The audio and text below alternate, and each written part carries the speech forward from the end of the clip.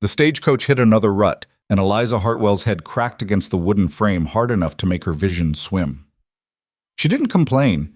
Complaining required energy she'd stopped wasting 3 states ago. Through the dust-caked window, Sweetwater came into view like a broken promise, a scatter of weathered buildings squatting in the dirt, ringed by mountains that looked like they'd been carved with a dull blade. The town was smaller than she'd imagined, meaner than she'd hoped. Perfect. Nobody here would know her. Nobody here would care. That was the plan, anyway. The stage lurched to a stop outside what passed for a depot, a sagging porch attached to a building that might have been a mercantile or a saloon, or both. Eliza climbed down before the driver could offer his hand, her traveling dress already gray with road dust. She stood there a moment, letting the other passengers, a whiskey drummer and a tired-looking woman with 2 small children, move past her. The air smelled like horse manure and wood smoke. Somewhere, a dog was barking itself hoarse. Home sweet home. "You the new schoolteacher?" Eliza turned. The voice belonged to a woman in her 50s, broad-shouldered and suspicious-eyed, wearing an apron that might have been white once. She stood in the doorway of the mercantile, arms crossed like she was defending territory. "I am. Eliza Hartwell. Margaret Boone. I run the store, also on the school committee." The woman's eyes traveled over Eliza's traveling suit, good wool, well made, from before everything fell apart. "You're younger than they said." "I'm 26. That's young for a head teacher." "I'm qualified." "We'll see about that." Margaret's expression didn't shift. "Meetings tomorrow night, 7 o'clock at the church. Don't be late. We don't hold with lateness out here." "I won't be." Margaret turned to go, then stopped. "Boarding house is 2 streets over. Mrs. Chen runs it. She'll feed you if you pay on time." She paused. "Welcome to Sweetwater, Miss Hartwell. We needed a teacher bad enough to hire sight unseen. Try not to make us regret it." The door swung shut. Eliza picked up her trunk, lighter than it should have been, carrying what was left of a whole other life, and started walking. The boarding house was exactly what she expected, a narrow 2-story structure that leaned slightly to the left, like it was tired of standing upright. A hand-painted sign over the door read, "Chen's rooms, clean beds, hot meals." Mrs. Chen turned out to be a small, sharp-eyed woman who looked Eliza over with the practiced assessment of someone who'd seen every kind of trouble walk through her door. "School teacher?" "Yes, ma'am." "Pay in advance, $3 a week, includes breakfast and supper. No men in rooms, no drinking, no loud noise after 9. She held out her hand. Eliza counted out the bills. Mrs. Chen made them disappear into her apron pocket. "Upstairs, second door. Sheets are clean."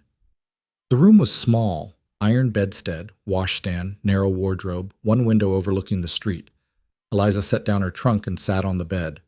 The mattress was thin but not terrible. She'd slept on worse. She should unpack. She should wash the dust off. She should eat something. Instead, she sat there as the afternoon light slanted through the window, turning the dust motes gold, and let herself feel it. The weight of distance, the relief of anonymity, the cold fear that it might not be enough. Back in Philadelphia, her father had been a respected banker. Right up until the day the auditors found the discrepancies. Right up until the scandal broke, and his name became poison, and her engagement dissolved like sugar in rain, and every door that had been opened slammed shut. She hadn't done anything wrong, but she was a Hartwell, and in Philadelphia, that was enough. So she'd run. West, where the territories were hungry for teachers and didn't ask too many questions. Where she could be useful instead of ornamental. Where maybe, just maybe, she could build something that belonged to her alone. A knock on the door broke her thoughts. "Supper's in 20 minutes, Mrs. Chen called through the wood. "Don't be late." Eliza stood, smoothed her skirt, and went to wash her face. The dining room held 6 people besides herself. 2 minors who ate without talking. An older man who might have been a clerk, a young couple who kept their eyes on their plates, and a tall man in his 30s with a weathered face and careful hands who sat at the far end of the table. Mrs. Chen brought out bowls of stew, beef and vegetables, surprisingly good, and a basket of bread. Nobody spoke except to ask for the salt. Eliza was halfway through her bowl when the tall man looked up. You're the new teacher. Wasn't a question, but she answered anyway. Yes, Eliza Hartwell. Ronan Hale. His voice was quiet, measured. I work at the Triple Bar Ranch, north of town. Nice to meet you. You been teaching long? 4 years. Philadelphia, mostly. Something shifted in his expression, not quite surprise, more like recalculation. That's a long way from here. It is. He went back to his stew, and Eliza thought that was the end of it. But a few minutes later, he spoke again. Town needs a good teacher. Last one left after 3 months. Before that, we went a year without. What happened to the previous one? Got married, moved to Denver with her husband. One of the miners snorted. After Crow run off her first suitor. Ronan's jaw tightened. That's speculation. Speculation my ass. Everyone knows. Watch your language at the table, Mrs. Chen said sharply. The miner subsided, but Eliza's attention had caught on the name. Who's Crow? Victor Crow, Ronan said after a pause. Owns the biggest ranch in the territory, Triple C Cattle Company. He's influential. The way he said influential made it sound like a disease. You don't like him, Eliza observed. I didn't say that. You didn't have to. Ronan's eyes met hers, gray, steady, harder to read than she'd like. Out here, Miss Hartwell, there's what you think and what you say out loud. It's good to know the difference. Noted. He went back to his meal. Eliza did the same, but her mind was working. A powerful rancher, a town that seemed nervous, a previous teacher who'd left under unclear circumstances. She was starting to get a picture of Sweetwater, and it wasn't the fresh start she'd been hoping for. The school committee meeting the next night was held in a church that smelled like old wood and mice. 8 people showed up, including Margaret Boone, a thin man who introduced himself as Reverend Walsh, and a couple of ranchers who looked like they'd rather be anywhere else. Victor Crow arrived last. Eliza knew it was him before anyone said his name. He moved like a man who owned the room, tall, well-dressed in a way that made everyone else look shabby, with dark hair going silver at the temples and eyes that assessed her the way you'd assess livestock. Miss Hartwell. His voice was smooth, cultured, completely at odds with the rough frontier setting. Victor Crow. Welcome to Sweetwater. He held out his hand. Eliza shook it. His grip was firm, proprietary. Thank you, Mr. Crow. I hope you'll find our little community to your liking. He smiled, showing excellent teeth. We're quite eager to improve our educational standards. A teacher of your background is exactly what we need. There was something in the way he said background that made her spine stiffen. I'm happy to help in any way I can. Splendid. He took a seat at the head of the table like it was his by right. Shall we begin? The meeting was straightforward enough. School hours, curriculum expectations, discipline policies. Eliza had taught before. None of it was new. But she couldn't shake the feeling that Crow was studying her, cataloging details, filing them away for future use.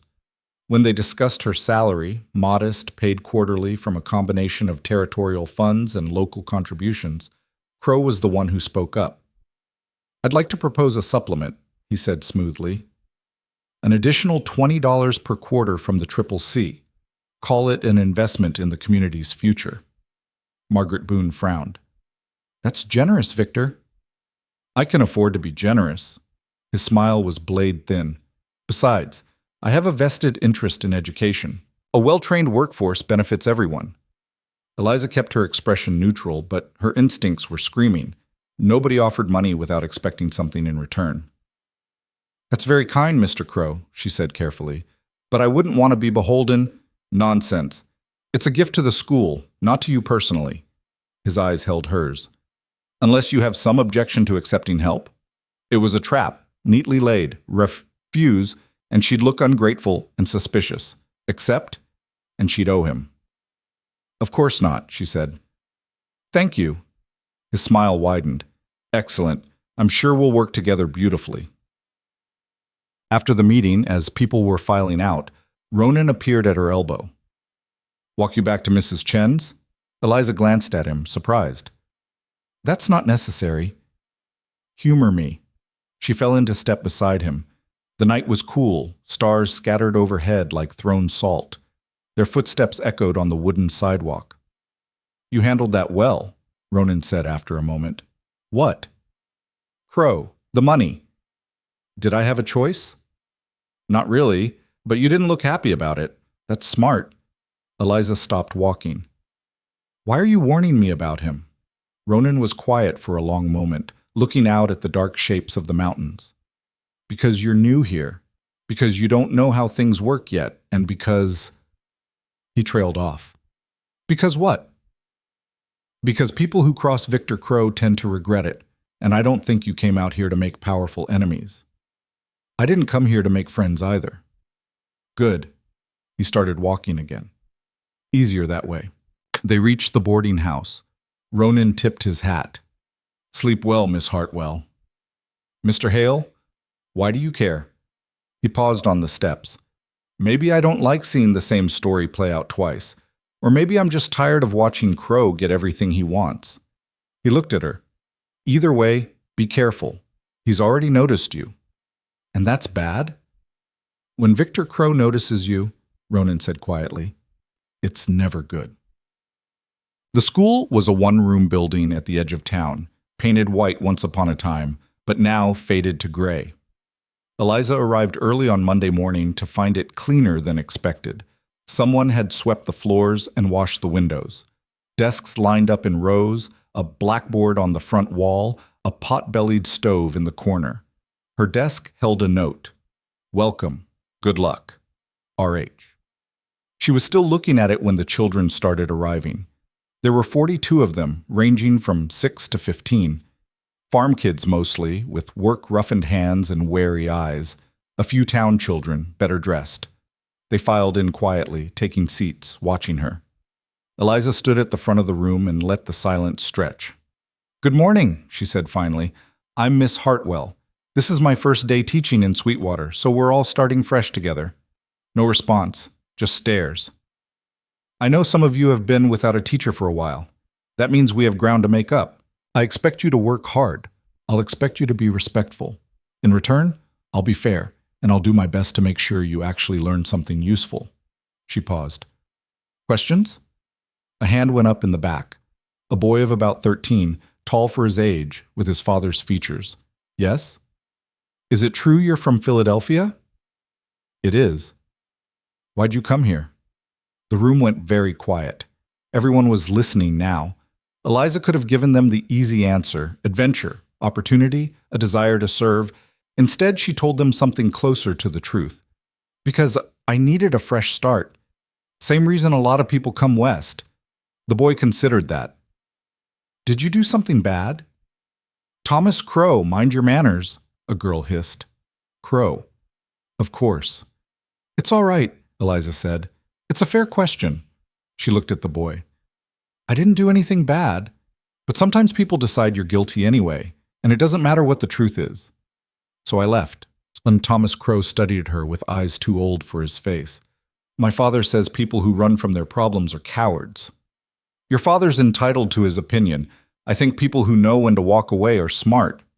She turned to the blackboard. "Now, let's see what you remember about mathematics." The first week passed in a blur of chalk dust and recitations. The children were behind, not stupid, but undereducated, gaps in their knowledge you could drive a wagon through. Eliza started filling them in, working methodically through reading, writing, arithmetic, basic science. Some of them soaked it up like dry ground in rain. Others resisted, suspicious of book learning, repeating things they'd heard their parents say about how school was useless when there was work to be done. Thomas Crow was the worst of them, bright enough to keep up, but testing her constantly, questioning everything, pushing boundaries. On Friday, he interrupted her geography lesson for the third time. "Miss Hartwell." "Yes, Thomas?" "My father says the school land is wasted space, says the railroad could run through here if the town had any sense." The room went silent. Eliza set down her chalk. "Your father's business interests are not the subject of today's lesson. But he says—" "I don't care what he says. Right now you're in my classroom learning about the Great Lakes. When you're back on your father's ranch, you can discuss railroad routes all you want." She held his gaze. "Clear?" Thomas's jaw worked. "Yes, ma'am." Good. Now, who can tell me which Great Lake is the largest by surface area? After class, as the children filed out, a small girl with braids lingered by Eliza's desk. Yes, Sarah? That was brave, the girl whispered. Standing up to Thomas like that. Nobody does that. Why not? Because of his father. Mr. Crow gets real angry when people go against him. Eliza knelt down to the girl's level. Well, Mr. Crow isn't in charge of this classroom. I am. And I don't let bullies run the show, no matter who their father is. Sarah's eyes went wide. Then she smiled, a quick, bright flash, and ran out. Eliza straightened, alone in the empty schoolroom, and wondered if she'd just made her first real mistake. The spring dance was Margaret Boone's idea, a way to raise funds for the school, bring the community together, celebrate the end of winter. Eliza tried to beg off, but Margaret was insistent.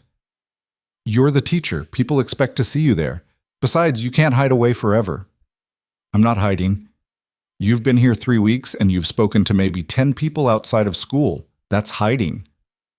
So Eliza found herself at the community hall on a Saturday night, wearing her one good dress, dark blue, high-necked, respectable, watching couples spin across the floor to a fiddle and a wheezing accordion. She was standing by the punch bowl, trying to look occupied, when Victor Crow materialized at her side. Miss Hartwell, how lovely you look. Mr. Crow, I hope you're enjoying yourself. It's very nice. You know, I don't believe I've seen you dance yet. He held out his hand. Would you do me the honor? Every instinct said no, but people were watching, and refusing would be noticed, commented on, turned into gossip. Of course. His hand was warm on her waist as he led her onto the floor. He danced well, smooth, practiced, confident. He held her just a fraction too close. You've made quite an impression, he said as they turned. The children talk about you constantly. Thomas says you're a tyrant.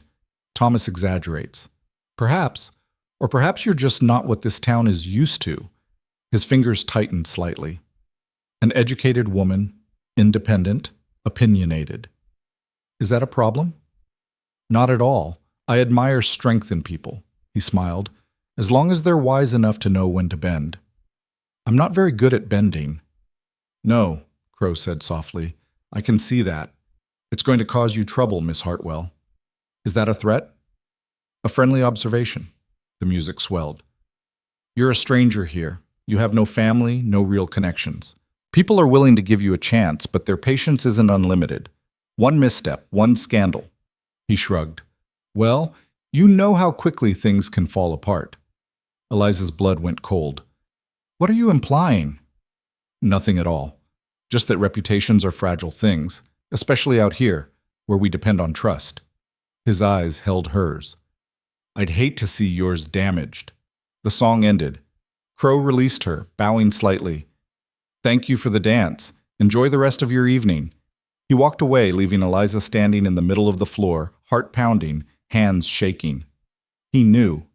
Somehow, he knew about Philadelphia. You all right?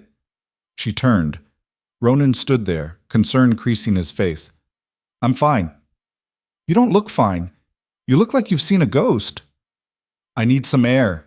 She pushed through the crowd, out onto the porch. The night air was cool on her flushed face.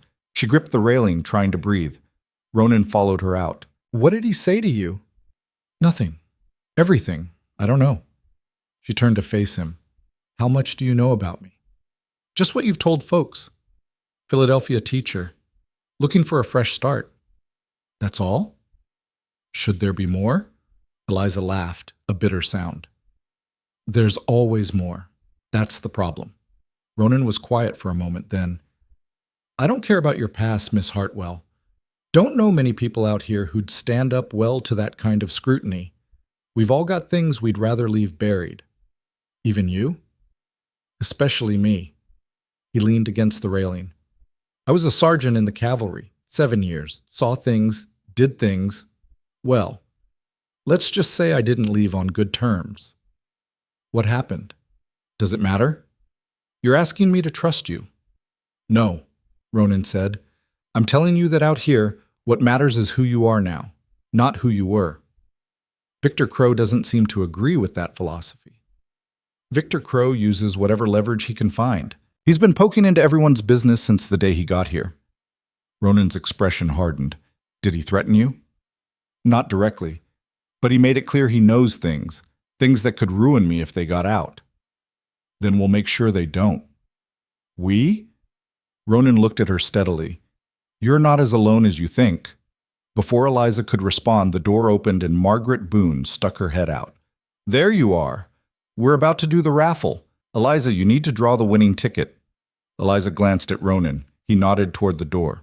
Go on. Let them see you're not rattled. But I am rattled. Then pretend. That's half of courage, looking brave when you're scared to death. She managed a shaky smile. You're full of wisdom tonight. Just old enough to know what I'm talking about. He straightened. Go. I'll be here if you need me. Eliza went back inside, feeling his eyes on her back like a shield. Sunday morning, Mrs. Chen knocked on Eliza's door before breakfast.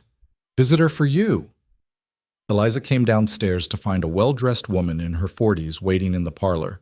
She had dark hair, elegant features, and eyes like cut glass. Miss Hartwell? I'm Catherine Crow, Victor's wife. Eliza's stomach dropped. Mrs. Crow, I wasn't expecting. I'm sure you weren't. Catherine smiled, but it didn't reach her eyes. I wanted to speak with you privately about my son. Thomas? Is he in trouble at school? Thomas is always in trouble somewhere. Catherine sat, arranging her skirts. No, I wanted to talk about his education. He's a bright boy, but stubborn, willful. He's certainly intelligent. He's also been spoiled by his father, who thinks the sun rises and sets on that child. Catherine's voice was crisp, matter-of-fact. I'd like you to push him. Make him work for his grades. Don't let Victor's influence soften your standards. Eliza sat slowly. Mrs. Crow, are you asking me to go against your husband's wishes? I'm asking you to be a good teacher, which means not playing favorites, even if the favorite is my own son.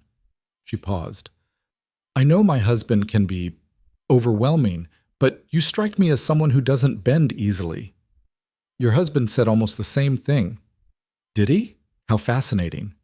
Catherine stood. I won't take up more of your time.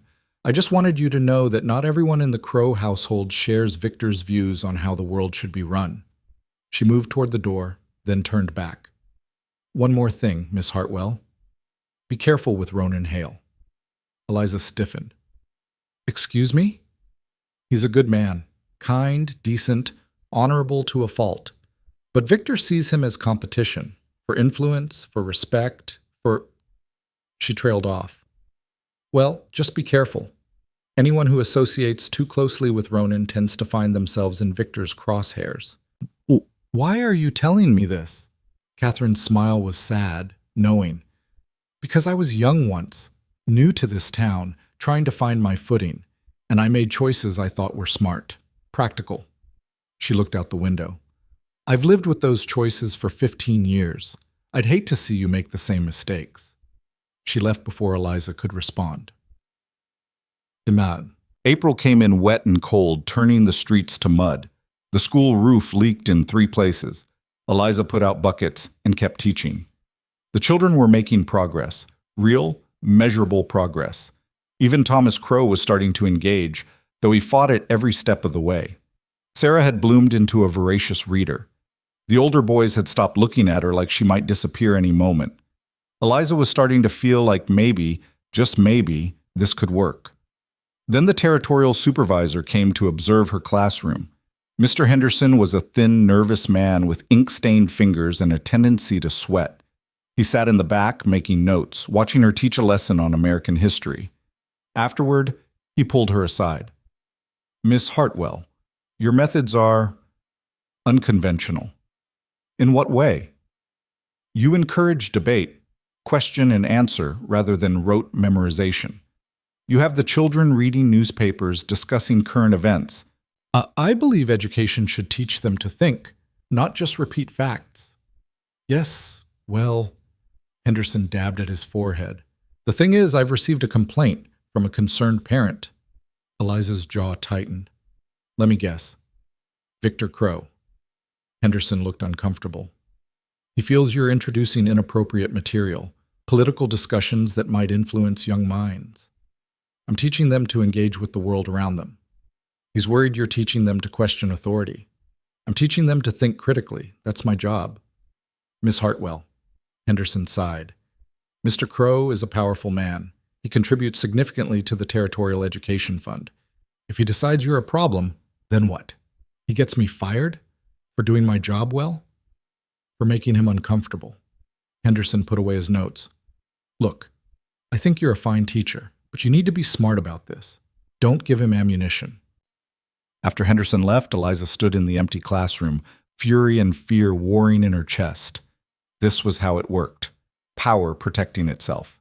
Men like Crow shaping the world to their comfort, and anyone who challenged that getting crushed.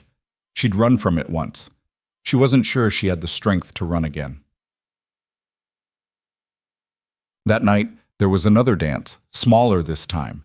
Just a gathering at the saloon with music and drinks. Eliza almost didn't go. But staying in her room felt like surrendering, so she put on her blue dress and walked over. Ronan was there, standing at the bar with a few other ranch hands. He saw her come in, and something shifted in his expression. Surprise, maybe, or pleasure. He made his way through the crowd. Didn't expect to see you here. Didn't expect to come, but I'm tired of hiding. Who says you're hiding? Everyone, including me. She looked at the couples on the dance floor. Catherine Crow came to see me. Ronan's eyebrows rose. That's interesting. She warned me about getting too close to you, said it would make her husband angry. She's not wrong. Are you going to tell me why? Ronan was quiet for a long moment. Victor Crow wants to own this town. Every part of it, and I've made it clear I'm not for sale. That makes me a problem. So anyone who associates with you becomes a problem too. Something like that. Eliza studied him, the careful way he held himself, the wariness in his eyes, the old scars she could see now that she was looking for them. A man who'd learned not to trust easily. Dance with me, she said. What? You heard me? Dance with me. Miss Hartwell, it's Eliza, and I'm tired of making decisions based on what Victor Crow wants. She held out her hand. So dance with me, right here, in front of everyone. Ronan looked at her hand, then at her face. Something flickered in his eyes. Amusement, maybe, or something warmer. Your trouble, he said softly. So I've been told. He took her hand. They moved onto the floor, and Ronan pulled her into the steps. He danced differently than Crow, less polished, more honest. His hand was calloused against hers, his grip firm, but not controlling. You're going to regret this, he said as they turned. Probably, but I'm tired of playing it safe. It hasn't gotten me anywhere good. Fair enough? He smiled, a real smile this time. For what it's worth, I think you're the best thing that's happened to this town in years. You barely know me. I know enough. You stood up to Thomas Crow in front of 40 kids. You told the territorial supervisor to go to hell, politely, but still. And now you're dancing with the town troublemaker just because you can. He spun her gently. That takes guts. Or stupidity. Sometimes they're the same thing. The music swelled, and Eliza let herself relax into it. The rhythm, the movement, the warm pressure of Ronan's hand on her back. For just a moment, she let herself forget about Crow, about her past, about all the ways this could go wrong. For just a moment, she let herself feel something close to hope. Then she saw Victor Crow watching from the doorway, and the moment shattered like glass. The next morning, Margaret Boone was waiting outside the school. Eliza, we need to talk. What's wrong? Margaret's face was tight. There's been talk about you and Ronan Hale. We danced, once, at a public gathering. You don't understand. Ronan's got a reputation, and Victor Crow has made it very clear he doesn't approve of you associating with him. Victor Crow doesn't get to dictate my social life. He does if he's paying part of your salary. Margaret's voice dropped. Look, I like you. You're good at your job, the kids are learning, but you need to be smart about this. Don't give Crow a reason to come after you. He's already coming after me. He just hasn't made his move yet. Then don't make it easier for him. Margaret grabbed her arm. Please, Eliza, I've seen this before. He finds something he can use, and then what? Margaret's eyes were frightened. Then you lose everything, and there's nothing anyone can do to stop it. She walked away, leaving Eliza standing in the morning sun, understanding finally settling over her like cold water. This was never going to be about teaching. It was never going to be about her past, or her qualifications, or whether she was good at her job. It was about power. About Victor Crow wanting something, the school land probably, for his railroad deal, and her being in the way. Everything else was just the mechanism he'd used to move her. Inside the school, the children were waiting. Eliza took a breath, straightened her shoulders, and walked through the door. If Crow wanted a fight, she'd give him one. But she'd do it on her terms. The letter arrived on a Tuesday. Eliza found it slipped under her classroom door before the children came in. Crisp cream paper, sealed with wax. Her name written in elegant script across the front. No return address. She broke the seal with her thumbnail. Miss Hartwell, the school committee requests your presence at a special meeting this Friday evening, 7 o'clock, at the church. Several matters regarding your position require discussion. Your attendance is mandatory. Maboon, Secretary School. Eliza read it twice, her stomach tightening. The formal language, the lack of specifics, the word mandatory. None of it was good. She folded the letter and tucked it into her desk drawer just as the children started arriving. Thomas Crow was first through the door, as usual, with his gang of ranch boys trailing behind. He gave her a look that was almost smug. He knew something. The morning dragged. Eliza taught grammar and geography, led recitations, corrected arithmetic problems, but her mind kept circling back to that letter. What matters? What discussion? At lunch, while the children ate outside, Sarah appeared at her desk clutching a battered book. Miss Hartwell, can I ask you something? Of course. The girl glanced toward the door, then lowered her voice. My papa says you're in trouble, that Mr. Crow is going to make the committee fire you. Eliza's chest constricted. Where did your father hear that? At the saloon. Mr. Crow was talking about it. Said you were unsuitable. Sarah stumbled over the word. What's that mean? It means he thinks I'm not right for the job. But you're the best teacher we ever had. You make things make sense. The last teacher just made us copy stuff out of books all day. Eliza managed a smile. Thank you, Sarah. That's kind of you to say. Are you going to leave? I don't know yet. Sarah's eyes welled up. You can't leave. Please. Thomas and his friends are mean, but the rest of us, we need you. Eliza reached out and squeezed the girl's hand. I'll do my best to stay. That's all I can promise. After Sarah left, Eliza sat alone in the quiet classroom, anger building in her chest like pressure in a boiler. Crow was moving faster than she'd expected. Whatever he had planned, he was ready to use it. She needed help, real help, from someone who understood how this town worked. She needed Ronan. That evening, she found him at the livery stable, grooming a bay mare with patient, methodical strokes. He looked up when her shadow fell across the doorway. Eliza. Just her name, but the way he said it, concern already pulling at the edges, told her he'd been expecting this. I got called to a committee meeting Friday night. Ronan set down the brush. What's the reason? Doesn't say, just matters regarding my position. That's Crow. He likes to keep people guessing until the last second, then hit them when they're off balance. Ronan wiped his hands on a rag. You know what he's going to use? My past, probably. My father's scandal back in Philadelphia. The broken engagement. She laughed bitterly. Hell, maybe he'll just make something up. Does it matter? It matters if we can get ahead of it. How? Ronan leaned against the stall door, thinking. Tell me about Philadelphia. The whole story. Eliza had spent months trying not to think about Philadelphia. Now she forced herself to lay it out.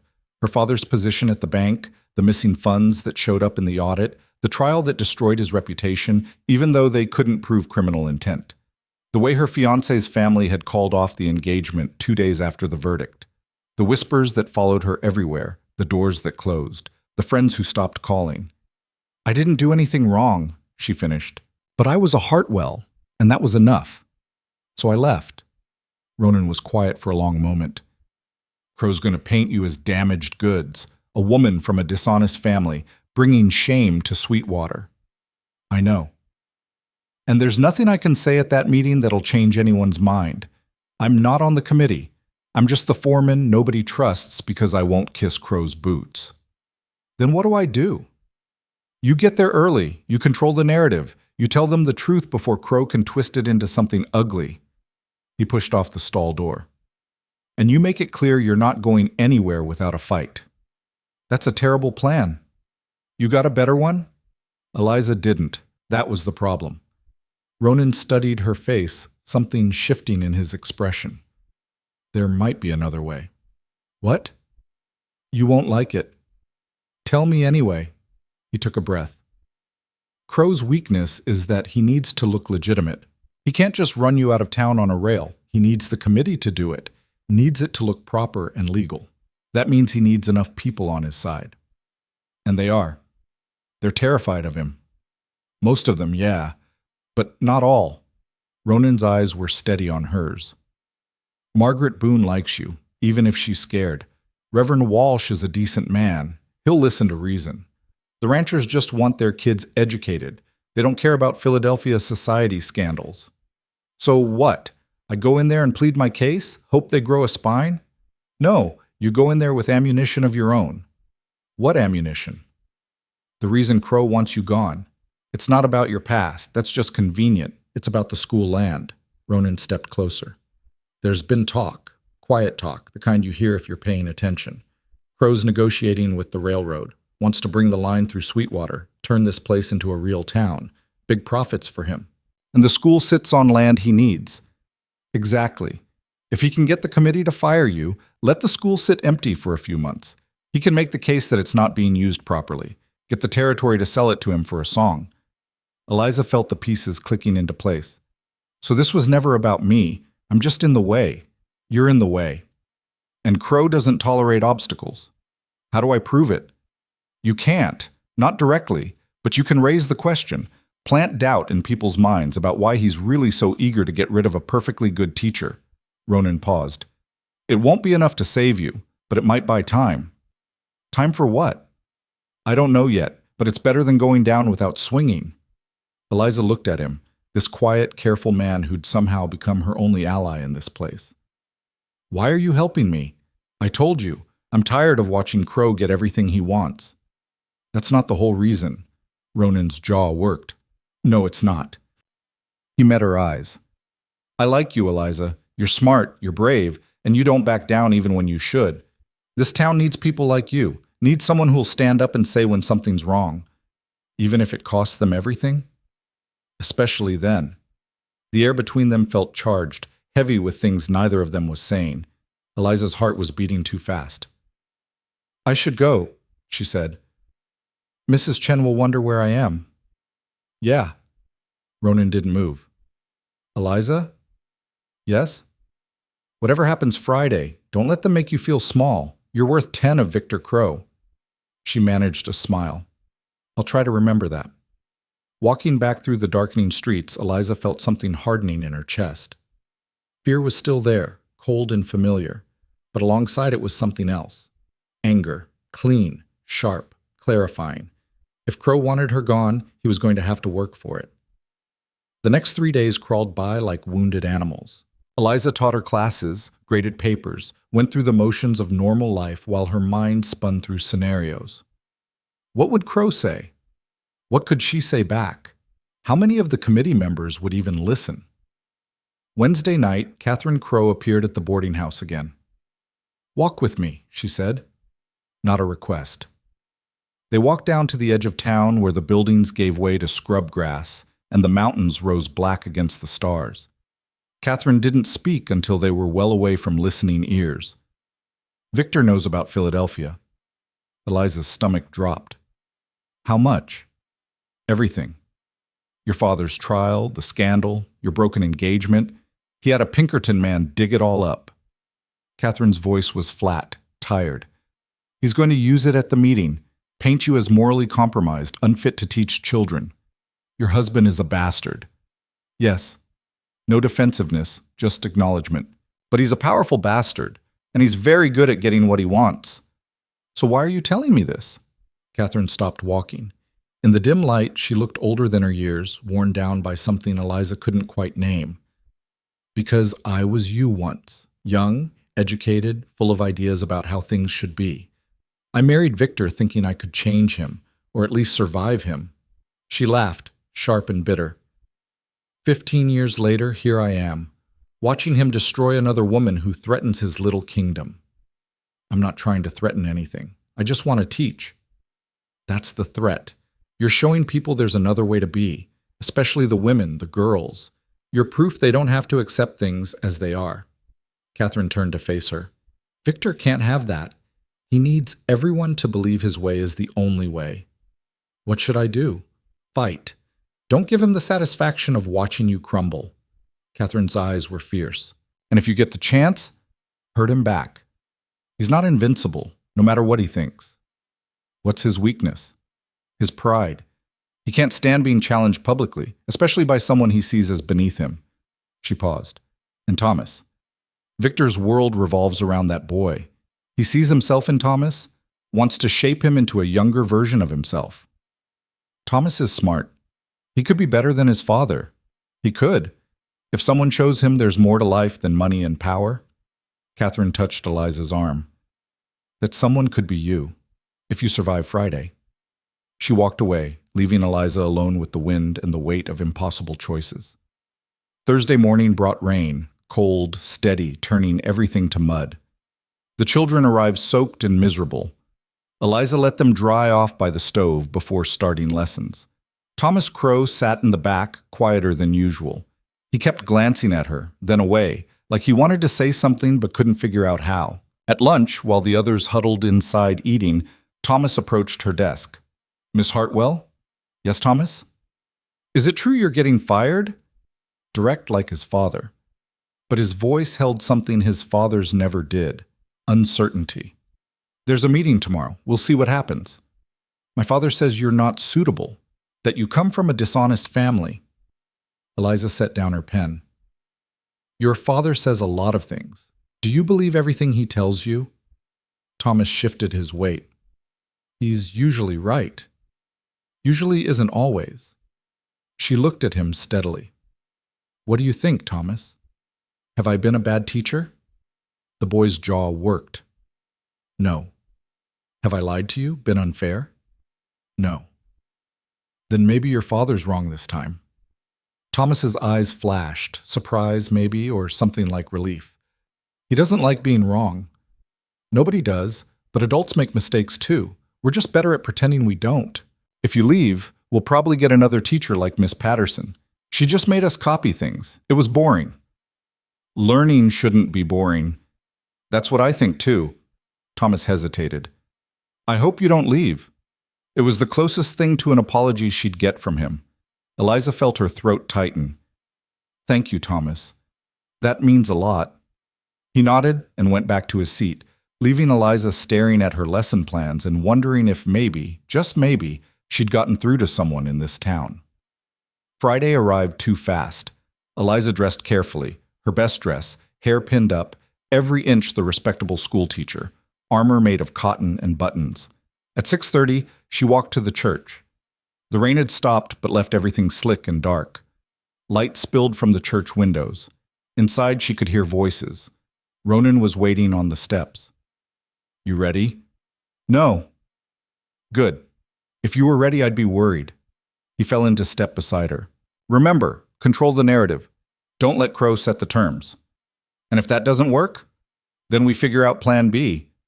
We don't have a plan B. Then we'll improvise. He opened the door for her. After you. The committee sat around a long table. Margaret Boone, Reverend Walsh, 3 ranchers whose names Eliza could never remember, and Victor Crow at the head like a king holding court. All of them looked uncomfortable except Crow, who looked satisfied. Miss Hartwell, he said smoothly, thank you for coming. Please, sit. There was one empty chair positioned at the far end, deliberately placed to make her feel small, isolated. Eliza sat anyway, spine straight.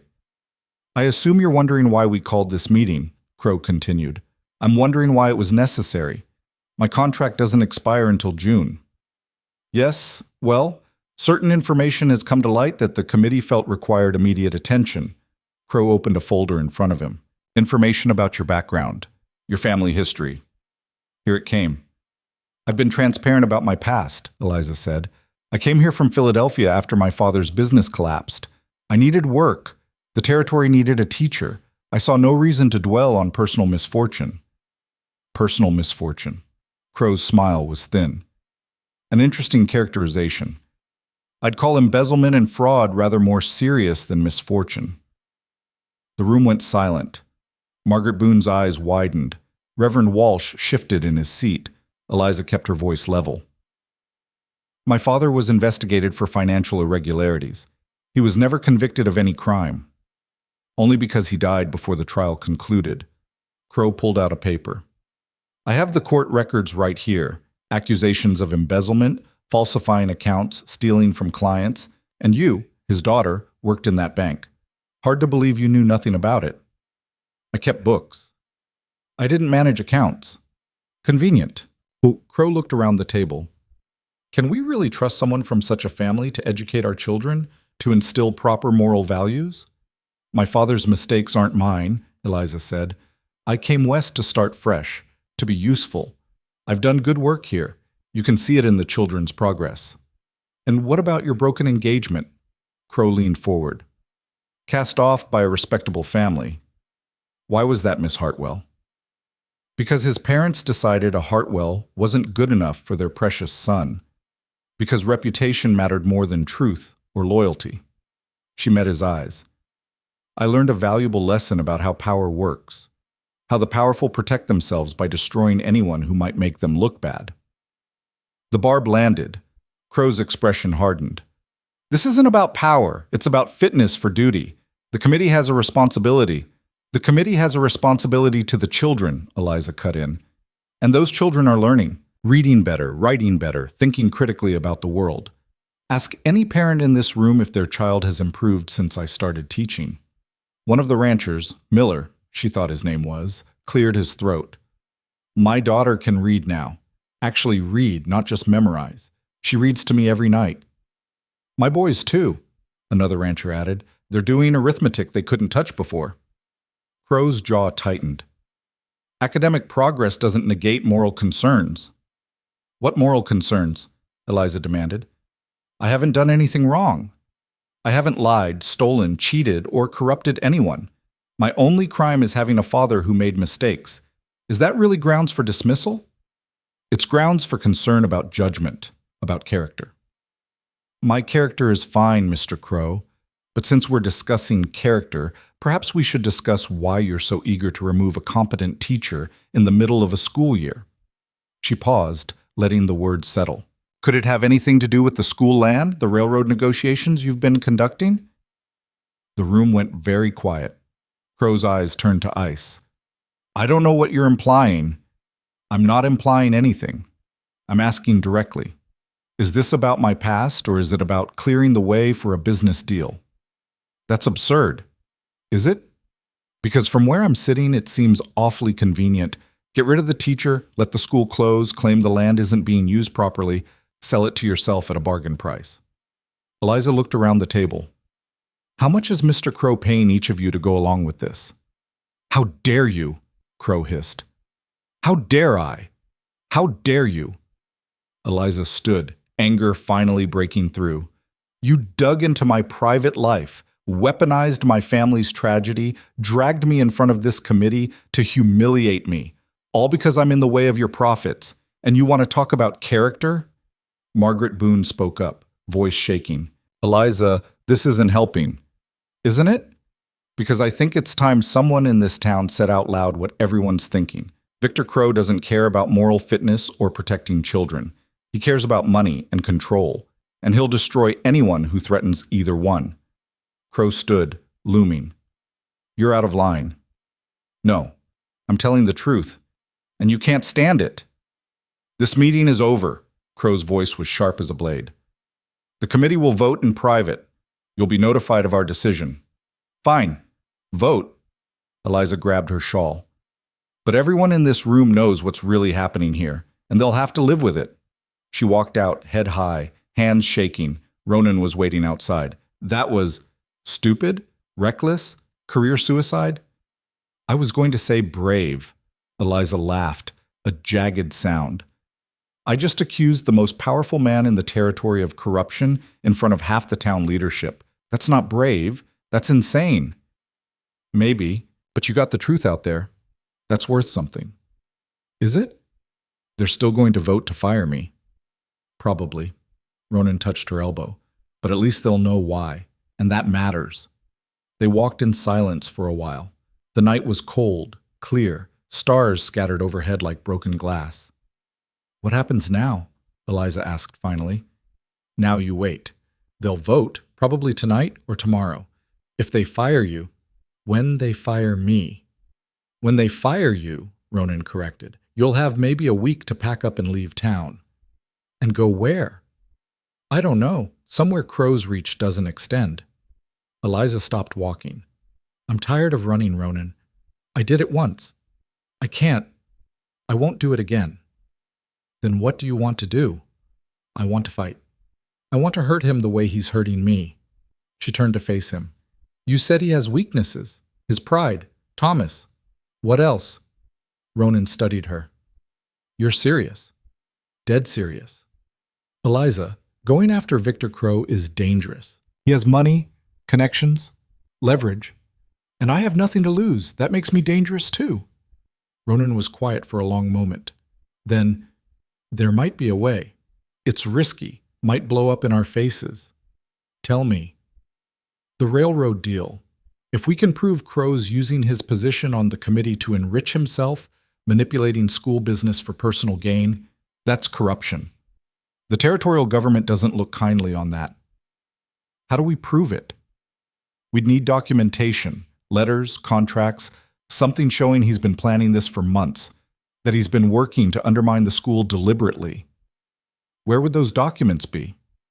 His office, probably. At the Triple C Ranch. Eliza stared at him. You're suggesting we break into Victor Crow's ranch and steal his papers. I'm suggesting we acquire evidence of wrongdoing through unconventional means. That's insane. Yeah. We could get caught, arrested, shot. All possible. And even if we get the documents, there's no guarantee anyone will care. Crow probably has half the territorial officials in his pocket. True. Eliza looked up at the stars, thinking about Philadelphia, about running, about spending the rest of her life looking over her shoulder, starting over and over, always afraid the past would catch up. She was done running. When do we do it? Ronan blinked. You're actually considering this. I'm done considering. I'm in. When? We'd need to wait until the ranch is mostly empty, Sunday maybe. Most of the hands go into town. Crow usually takes his family to church. So Sunday.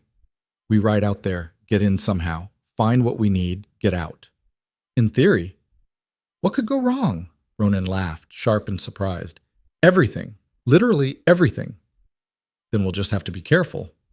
Eliza started walking again, energy thrumming through her veins. You know the ranch layout? I worked there for 3 years before Crow and I had our falling out. I know where his office is, how the locks work, where the guards patrol.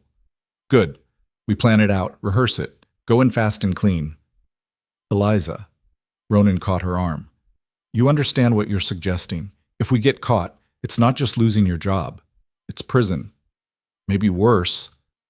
I understand, but I also understand that if I don't fight back, Crow wins. He gets to destroy my life and move on to the next obstacle, and I refuse to let that happen. Ronan searched her face in the darkness. Whatever he found there must have satisfied him because he nodded. All right, we do this, but we do it smart, and we do it together. Together. Eliza held out her hand. He took it, his grip warm and solid. You're either the bravest woman I've ever met or the craziest. Can it be both? Yeah, Ronan said softly. I suppose it can. They stood there in the cold night, hands clasped, plotting theft and rebellion, and Eliza felt something shift inside her. Fear was still there, always would be, but it no longer controlled her. For the first time since Philadelphia, she felt like herself again. Sharp, fierce, unafraid. Victor Crow had made a mistake. He'd assumed she'd break. He was about to learn just how wrong he'd been. The committee's decision came Saturday morning, delivered by Margaret Boone with eyes that wouldn't quite meet Eliza's. They voted 4-3. You're dismissed, effective immediately. You have until the end of the month to vacate your position. Eliza took the letter with steady hands. Who voted against? Does it matter? It matters to me. Margaret sighed. Reverend Walsh, the Miller and Jensen families, they tried, Eliza. They really did. But Crow has too much influence, and the others, they were scared. Of what? Of losing contracts, loans being called in, all the ways Victor Crow can make life difficult if you cross him. Margaret's voice cracked. I'm sorry. I should have fought harder. You voted against me. I voted for keeping the school funded. Crow made it clear. If you stayed, his contributions stopped. We can't run the school without that money. So you sold me out for cash. I sold you out to keep 42 children in school. Margaret's eyes were wet. Don't make me the villain here, Eliza. I'm doing the best I can in an impossible situation. We're all doing the best we can, Eliza said quietly. It's just never quite good enough, is it? Margaret left without another word. Eliza stood in her small room at Mrs. Chen's, holding the dismissal letter, feeling the weight of defeat settle over her shoulders like a familiar coat. Except it didn't settle. Not quite. Because underneath the disappointment was something harder, sharper. A kind of cold fury that burned rather than smoldered. She had 1 week before the end of the month. 1 week to pull off something impossible. She better get started. That afternoon, she found Ronan at the livery stable again, this time shoeing a gray gelding. He looked up when she approached, read her face, and set down his tools. They voted you out. 4-3. I'm officially unemployed as of May 31st. I'm sorry. Don't be. It just means we have nothing left to lose. She glanced around to make sure they were alone. Tomorrow. We do it tomorrow. Ronan wiped his hands on his apron. You're sure? I've never been less sure of anything in my life, but I'm doing it anyway. All right. He thought for a moment. We'll need supplies, dark clothes, something to carry documents in. A good excuse if anyone sees us leaving town together. We could say we're going riding, looking at the spring wildflowers or some such nonsense. At dawn on a Sunday morning. I'm a nature enthusiast. You've never mentioned nature once since you got here. Well, I'm turning over a new leaf. Eliza smiled grimly. Besides, by the time anyone realizes it's strange, we'll already be there. Ronan studied her. You've changed since you got here. Harder. Sharper. Is that bad? No. Just different from the nervous schoolteacher who stepped off that stage 2 months ago. That schoolteacher thought playing by the rules would keep her safe. Turns out the rules only protect people like Victor Crow. Eliza met his eyes. I'm done playing. Good. Ronan picked up his hammer again. Meet me at the north edge of town, where the trail splits toward the mountains. 5 in the morning. Bring nothing you can't afford to lose. What about you? I'll bring the horses and a bag for whatever we find, and a gun, just in case. You think we'll need it? I think it's better to have it and not need it than the other way around. He struck the anvil, sending up sparks. Get some sleep tonight. Tomorrow's going to be a long day. Eliza doubted she'd sleep at all, but she nodded and left him to his work. That night, she sat in her room and wrote 3 letters.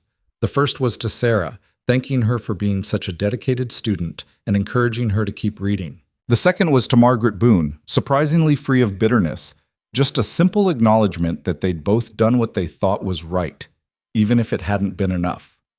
The third letter was addressed to the Territorial Education Supervisor, Mr. Henderson. In it, she laid out everything: Crow's railroad scheme, the manipulation of the committee, the way he'd weaponized her past to clear an obstacle.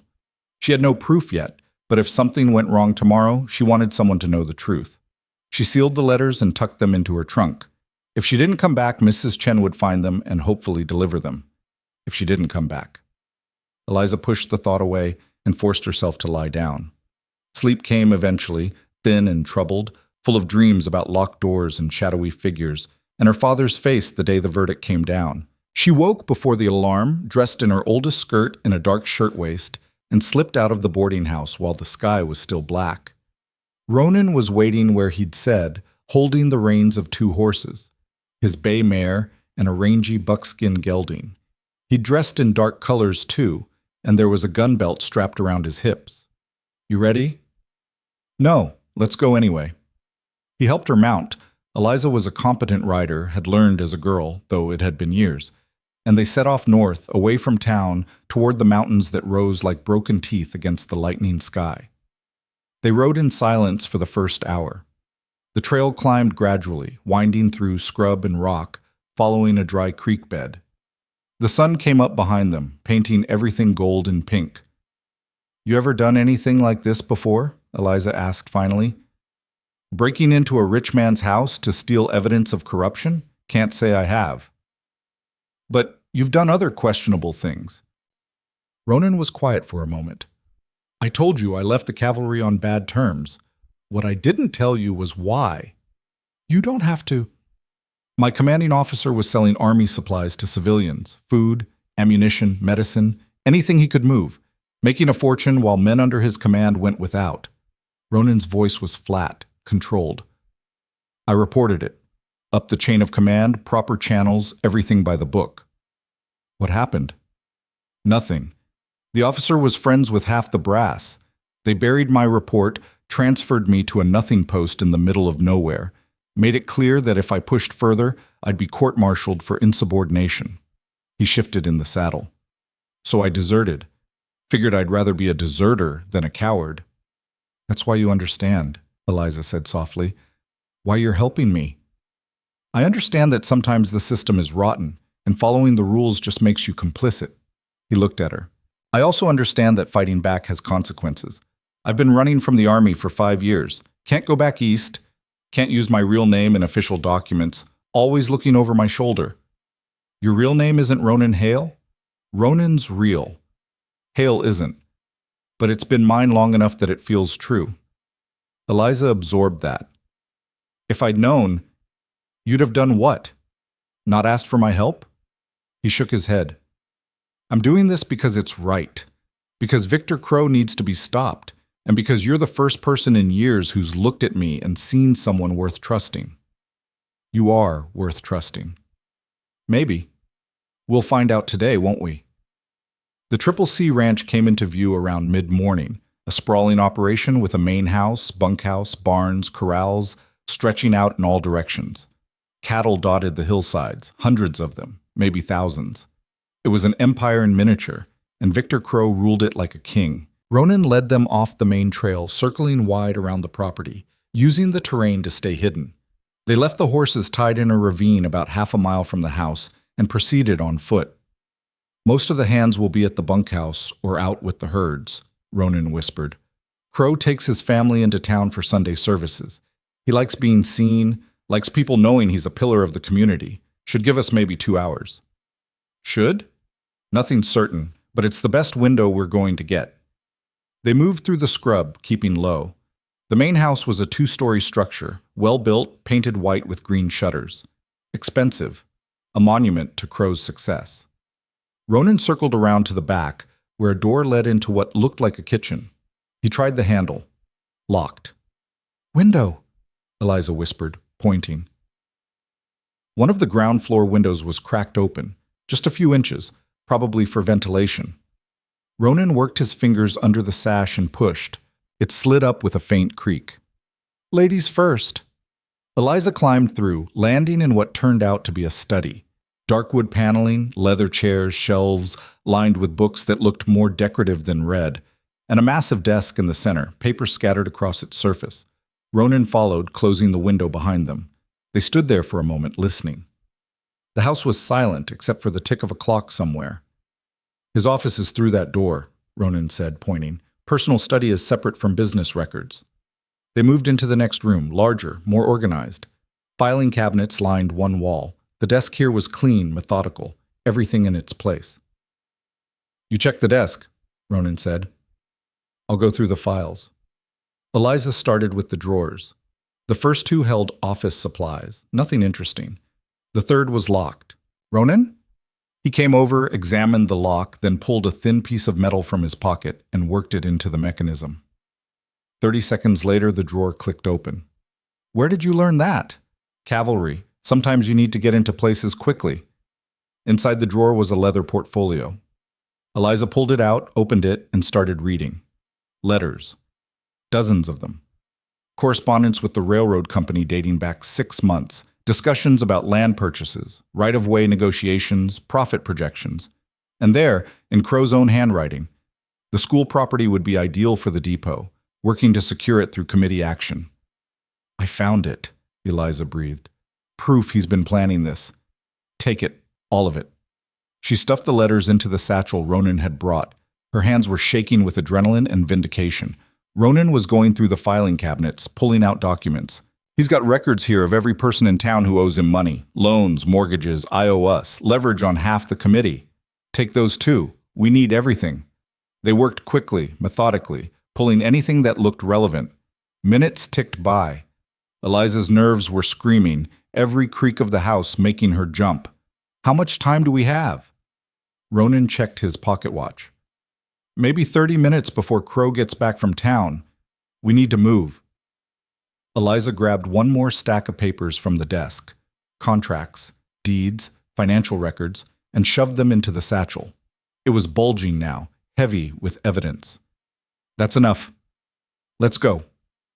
They were halfway to the window when they heard voices outside. Ronan froze. That's not possible. They shouldn't be back yet. Well, they are. Eliza's heart hammered. What do we do? Hide. Now. They dove behind the leather couch just as the front door opened. Footsteps in the hallway getting closer. Told you we should have stayed, a woman's voice. Catherine Crow. It's unseemly to walk out in the middle of Reverend Walsh's sermon. The man was rambling about forgiveness for 20 minutes. I have better things to do with my Sunday. Victor Crow's voice irritated. I need to review the Henderson contracts before tomorrow's meeting. The footsteps were coming toward the office. Eliza met Ronan's eyes. He had his hand on his gun, but drawing it would be suicide. They were trapped. Crow entered the room. Eliza could see his boots through the gap beneath the couch, expensive leather, polished to a shine. He walked to the desk, and she heard him shuffle papers. Catherine, have you seen the railroad correspondence? I had it right here. How should I know? I don't go through your papers. A pause. Long, terrible. Eliza held her breath. The drawer's open. The locked drawer. Maybe you forgot to lock it. I never forget. Crow's voice had gone cold. Someone's been in here. Catherine's footsteps approached. Don't be paranoid, Victor. Who would... Check the house. Now. Someone's here. Eliza's mind raced. They couldn't stay hidden. Crow would find them in seconds. Couldn't go out the window. He'd hear it. Their only chance was to run, fight their way out if necessary, and hope they could make it to the horses before Crow raised the alarm. She looked at Ronan. He nodded, understanding. On 3, he mouthed. 1, 2. They burst from behind the couch, and Eliza got her first clear look at Victor Crow's face as it registered shock, then rage, then something close to triumph. Miss Hartwell, how delightful! Ronan had his gun out, pointed at Crow's chest. We're leaving. Don't try to stop us. Or what? You'll shoot me in my own home? Crow smiled. I don't think so. You're not a killer, Hale. You proved that when you ran from the army instead of dealing with your problems. You don't know what I am. I know enough. I know you're a deserter with a false name and a price on your head back east. I know Miss Hartwell here is a disgraced teacher from a family of thieves. And I know you just broke into my house and stole my property. Crow's eyes glittered. You've given me everything I need to destroy you both. We have evidence, Eliza said. Proof you've been manipulating the school committee for your own profit. Evidence you obtained illegally, which makes it worthless. Crow took a step forward. Put the gun down, Hale. You're only making this worse. Stay back. What are you going to do? Run? You can't run far enough. I own half the territorial judges. I have connections in every town from here to California. Another step. You're finished. Catherine appeared in the doorway, took in the scene, and something shifted in her expression. Not surprise. Almost like she'd been expecting this. Victor, let them go. Don't be absurd. They broke into our home, and they did it because you've been systematically destroying an innocent woman's life for profit. Catherine's voice was steel. I've watched you do this for 15 years. I'm done watching. Crow turned to face his wife. You don't know what you're talking about. Don't I? I know about the railroad deal. I know you've been planning to take the school land since before Miss Hartwell even arrived. I know you dug into her past looking for ammunition. I know everything, Victor. I've always known. She looked at Eliza. Take the documents. Go. Catherine, if you help them. What? You'll ruin me? I'm already ruined. Married to you is ruin enough. She stepped aside, clearing the path to the door. Go, now, before he calls for the ranch hands. Eliza didn't need to be told twice. She ran for the door, Ronan right behind her, gun still trained on Crow. You'll regret this, Crow shouted after them. Both of you. I'll hunt you down. I'll make you... His voice cut off as they burst out of the house and into the bright Sunday morning. They ran flat out, not looking back, across the yard and into the scrub beyond. Behind them, Eliza could hear Crow bellowing for his men. In minutes, maybe seconds, the ranch would be swarming with armed cowboys looking for them. They had to reach the horses.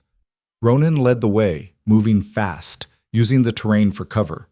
Eliza's lungs burned, her skirt catching on brush, but she didn't slow down. Couldn't. They crashed into the ravine where they'd left the horses. The animals were still there, thank everything. Ronan practically threw Eliza onto the buckskin, then mounted his own horse in one smooth motion. Ride hard! Don't stop until we're well clear! They spurred the horses into a gallop, racing away from the Triple C, the satchel of stolen documents bouncing against Eliza's side. Behind them, shouts rose into the clear morning air. The hunt was on. They rode for an hour straight, pushing the horses hard, following trails Ronan knew, and Eliza didn't, winding through canyons and across ridges. Several times Eliza thought she heard hoofbeats behind them, but when she looked back, there was nothing. Finally, when the horses were lathered and blowing, Ronan pulled up in a dense stand of cottonwoods near a stream. We'll rest here, 5 minutes, no more. Eliza slid off the buckskin, legs shaking. The adrenaline was wearing off, leaving her dizzy and sick. We did it, she said. We actually did it. We got the documents. That's not the same as winning. It's evidence, proof of what he's been doing. Illegally obtained proof. Crow was right about that. Ronan let his horse drink from the stream. No court will accept it. Eliza's stomach dropped. Then what was the point? The point is we have leverage now. Information. We can't use it officially, but we can use it other ways. Like what? Like threatening to expose him publicly. Make the contents known to the territorial newspapers, the railroad company, his business partners. He can claim it was stolen all he wants, but once the information is out there, people will start asking questions. That's blackmail. No, that's justice when the system's too corrupt to deliver it legitimately. Ronan looked at her. You still want to do this? Because there's no going back after this. We publish what we found, Crow will come after us with everything he has. Eliza thought about Philadelphia, about running, starting over, always looking behind her, about Sarah and Thomas and the other children who deserved better than Victor Crow's vision of the world. I want to do this. Then we need a plan, a real one, not just stealing documents and hoping for the best. We expose him at the town meeting. What town meeting? The one I'm going to demand. My dismissal has to be announced publicly, right? School committee business is public record. So we use that. We get everyone together and then we lay out what we found. Ronan shook his head slowly. That's insane. Crow will have you arrested before you get 3 words out. Not if we move fast. Not if we have allies. Eliza's mind was racing now, pieces clicking together. Reverend Walsh, the ranchers who voted against firing me, Catherine Crow, she helped us escape. Maybe she'll stand with us. That's a lot of maybes. It's all we've got. Ronan studied her for a long moment. Then he smiled, tired and genuine. You know what? Fine. Let's burn it all down. Can't be worse than what we've already done. They remounted and rode back toward Sweetwater, the stolen documents heavy in the satchel, the weight of what they were about to attempt settling over them like armor or a shroud. The sun was high overhead when the town came into view. Eliza had never been so glad to see those weathered buildings, that dusty main street. "We need to move fast," she said. "Get the word out about a meeting before Crow can stop us." "I'll handle that. You get those documents somewhere safe and start figuring out what you're going to say." They split up at the edge of town. Ronan headed for the church while Eliza made her way to the boarding house. Mrs. Chen took one look at her disheveled appearance and raised an eyebrow. "You've been riding." "Nature expedition. Very educational." "Uh-huh." Mrs. Chen's expression said she didn't believe a word. "You've got a visitor, waiting in the parlor." Eliza's heart seized. "Who?" "See for yourself." She walked into the parlor and found Catherine Crow sitting on the settee, dressed in traveling clothes, a small bag at her feet. "Mrs. Crow, I didn't expect— I'm leaving him."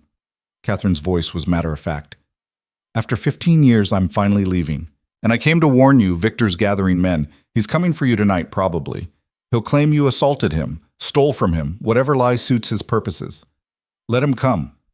"I'm ready." "Are you? Because Victor doesn't fight fair. He'll use your past, your association with Ronan, every weapon in his arsenal. So will I." Eliza sat across from her.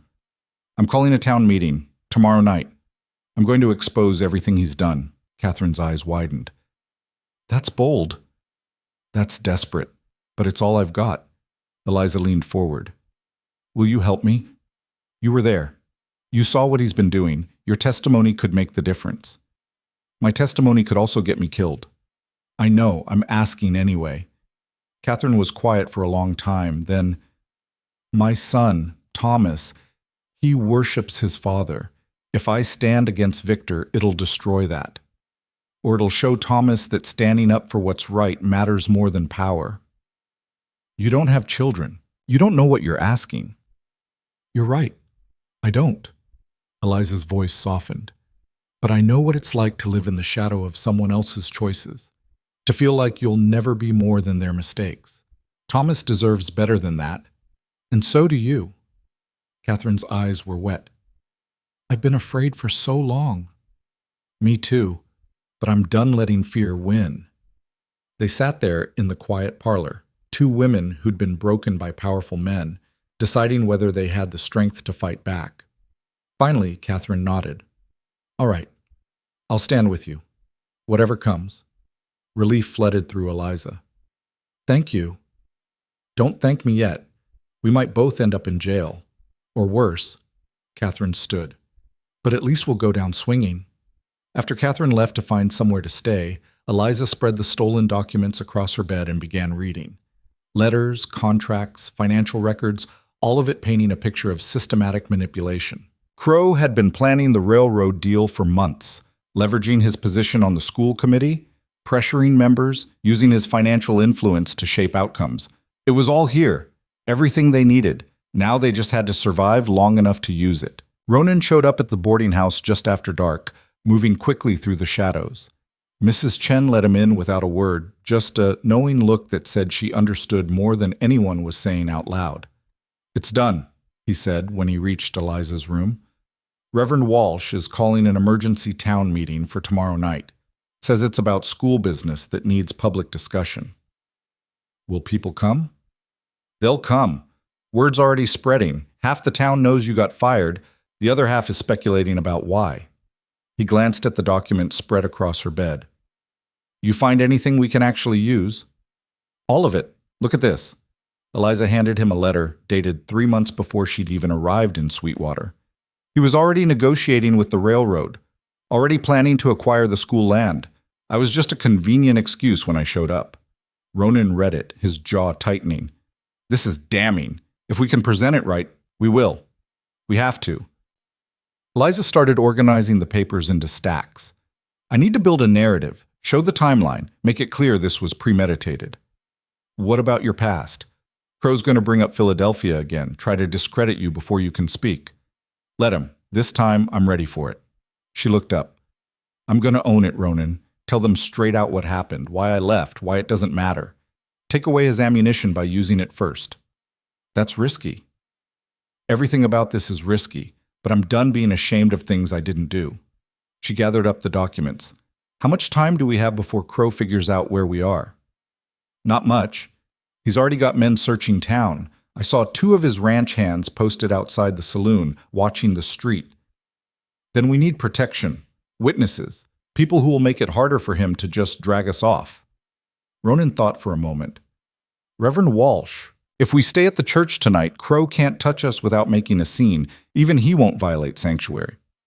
You think Walsh will let us? He voted against firing you, and he's got a spine even if he keeps it hidden most of the time. Ronan moved to the window, peering out. We should go now, before Crow's men close in. Eliza packed the documents into her satchel, along with a few personal items. She paused at the letters she'd written the night before, then added them to the bag, just in case. Mrs. Chen was waiting at the bottom of the stairs. You're leaving. Just for the night. Maybe longer. I'll settle my account when this is over. If it's over. Mrs. Chen's expression was unreadable. That man Crow? He's dangerous. You're playing a dangerous game. I don't have a choice. Everyone has a choice. You're choosing to fight. That's brave. Also stupid. She pressed something into Eliza's hand. Take this anyway. It was money, $20 in bills. Eliza tried to give it back. I can't. You can and you will, in case you need to run, in case things go bad. Mrs. Chen's eyes were fierce. I came to this country with nothing, rebuilt everything from scratch. I know what it costs to start over. Take the money. Eliza's throat tightened. Thank you. Don't thank me. Just survive.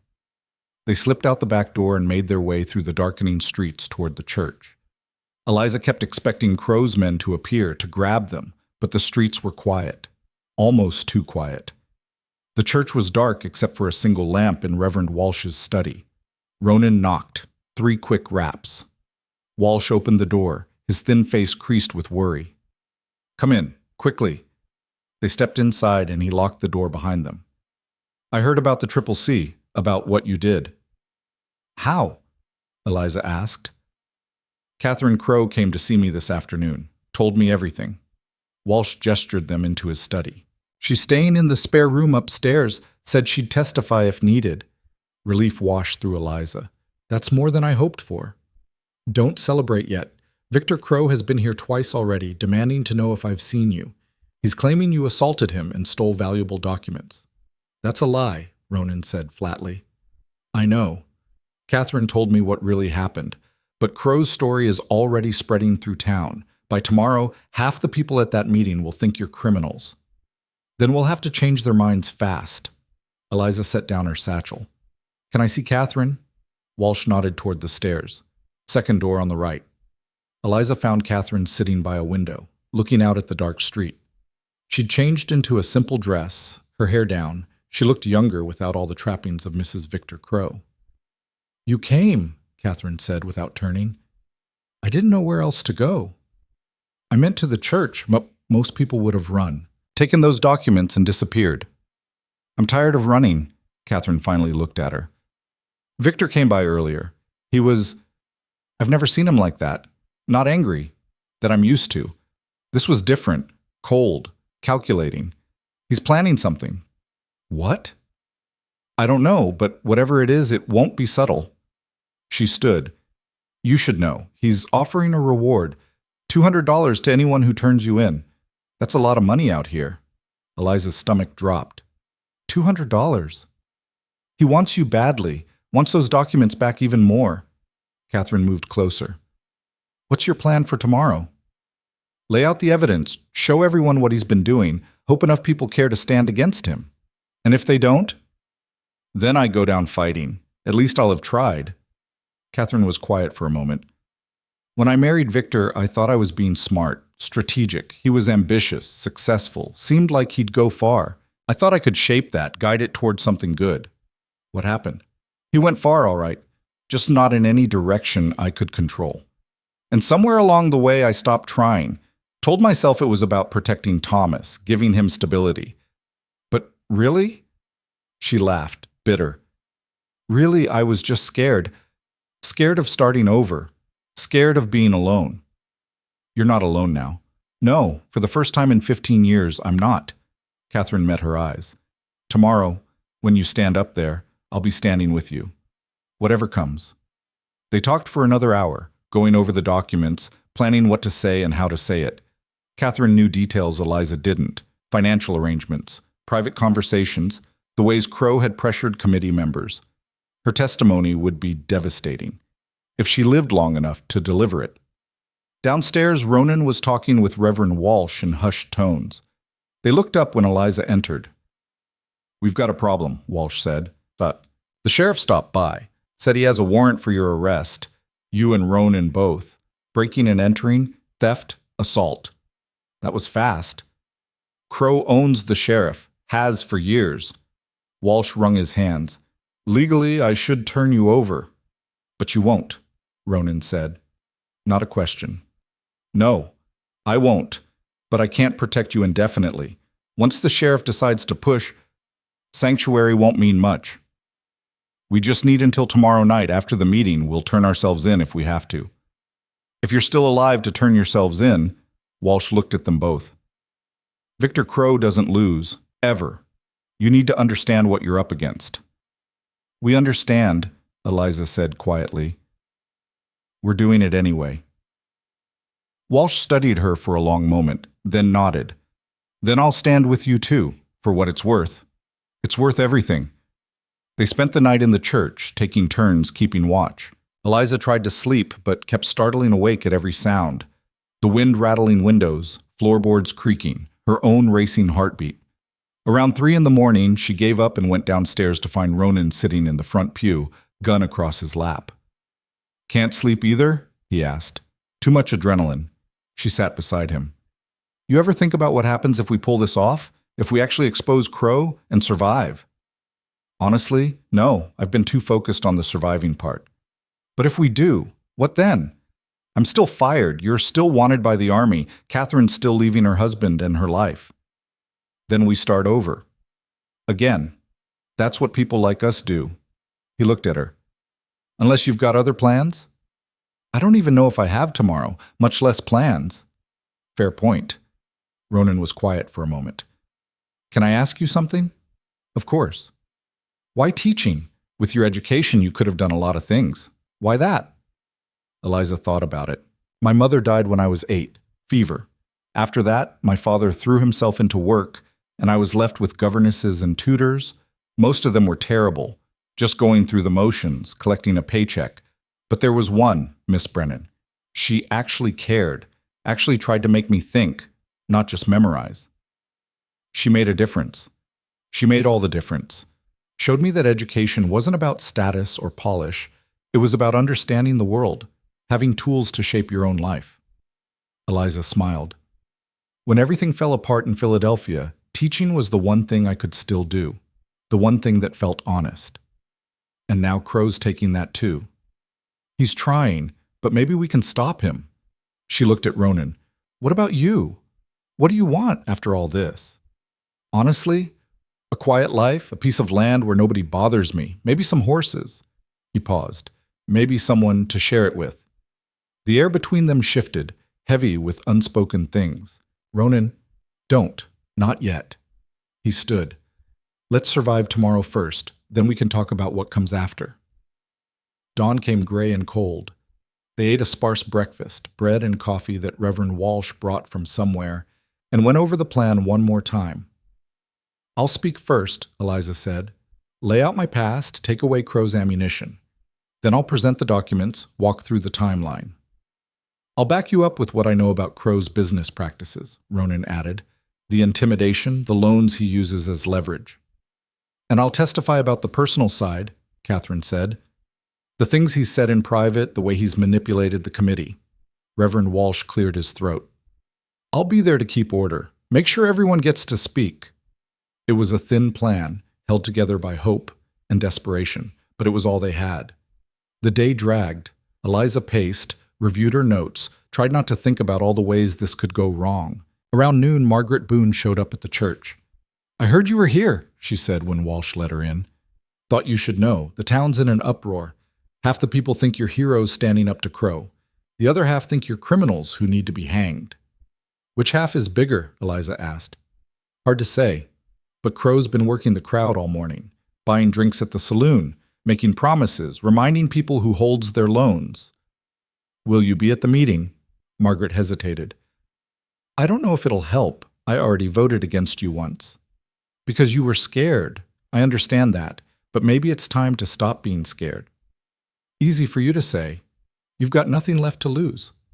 Neither do you, really. If Crow wins, he owns this town completely. No one will be able to stand against him. Is that the world you want to live in? Margaret's face worked. No, it's not. She straightened her shoulders. I'll be there. And I'll speak up. Can't promise anything else, but I'll do that much. After she left, Eliza felt a flicker of hope. If Margaret was wavering, maybe others were too. The afternoon crept by.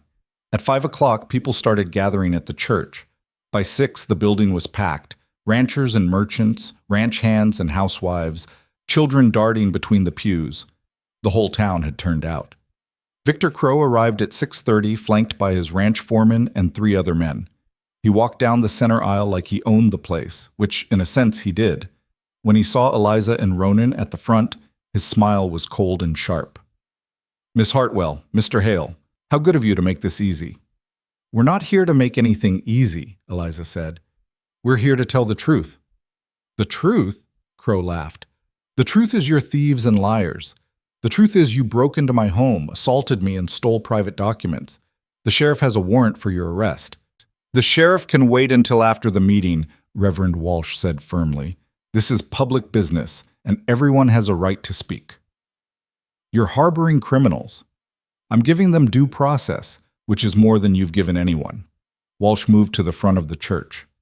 This meeting is about school business, about Miss Hartwell's dismissal and the concerns that led to it. Everyone will have a chance to speak, including you, Victor.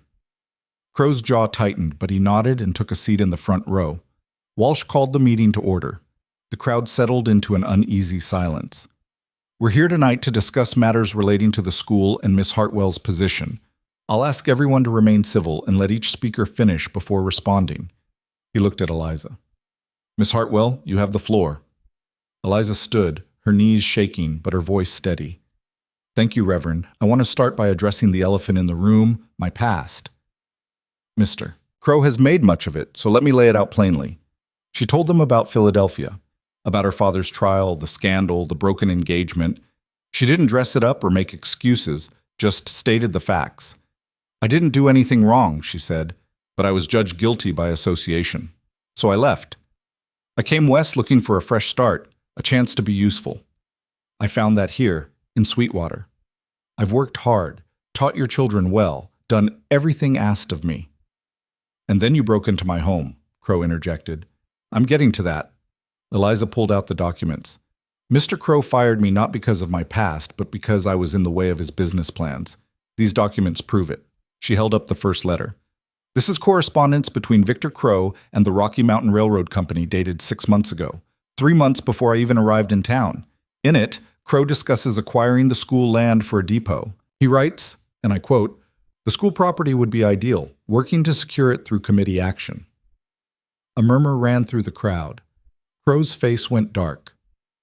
That's a private letter, obtained through illegal means. It's evidence of corruption, Eliza shot back. You used your position on the school committee to manipulate decisions for personal profit. You didn't care about my teaching or my background. You just needed me gone so the school would close and you could buy the land cheap. This is absurd. I was trying to bring progress to this town, progress that would make you rich while the children go without education. She held up another document. Here's a contract showing you'd personally profit $3,000 from the railroad deal. $3,000, while you paid me $60 a quarter. The crowd's murmur grew louder.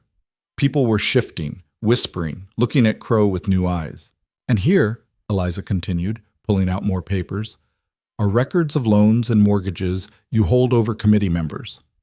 Margaret Boone owes you $200.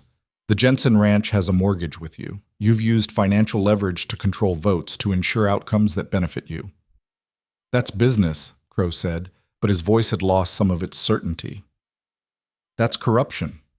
That's a man using power to crush anyone who stands in his way. Eliza looked around the room. My past is real, I don't deny it, But it's irrelevant.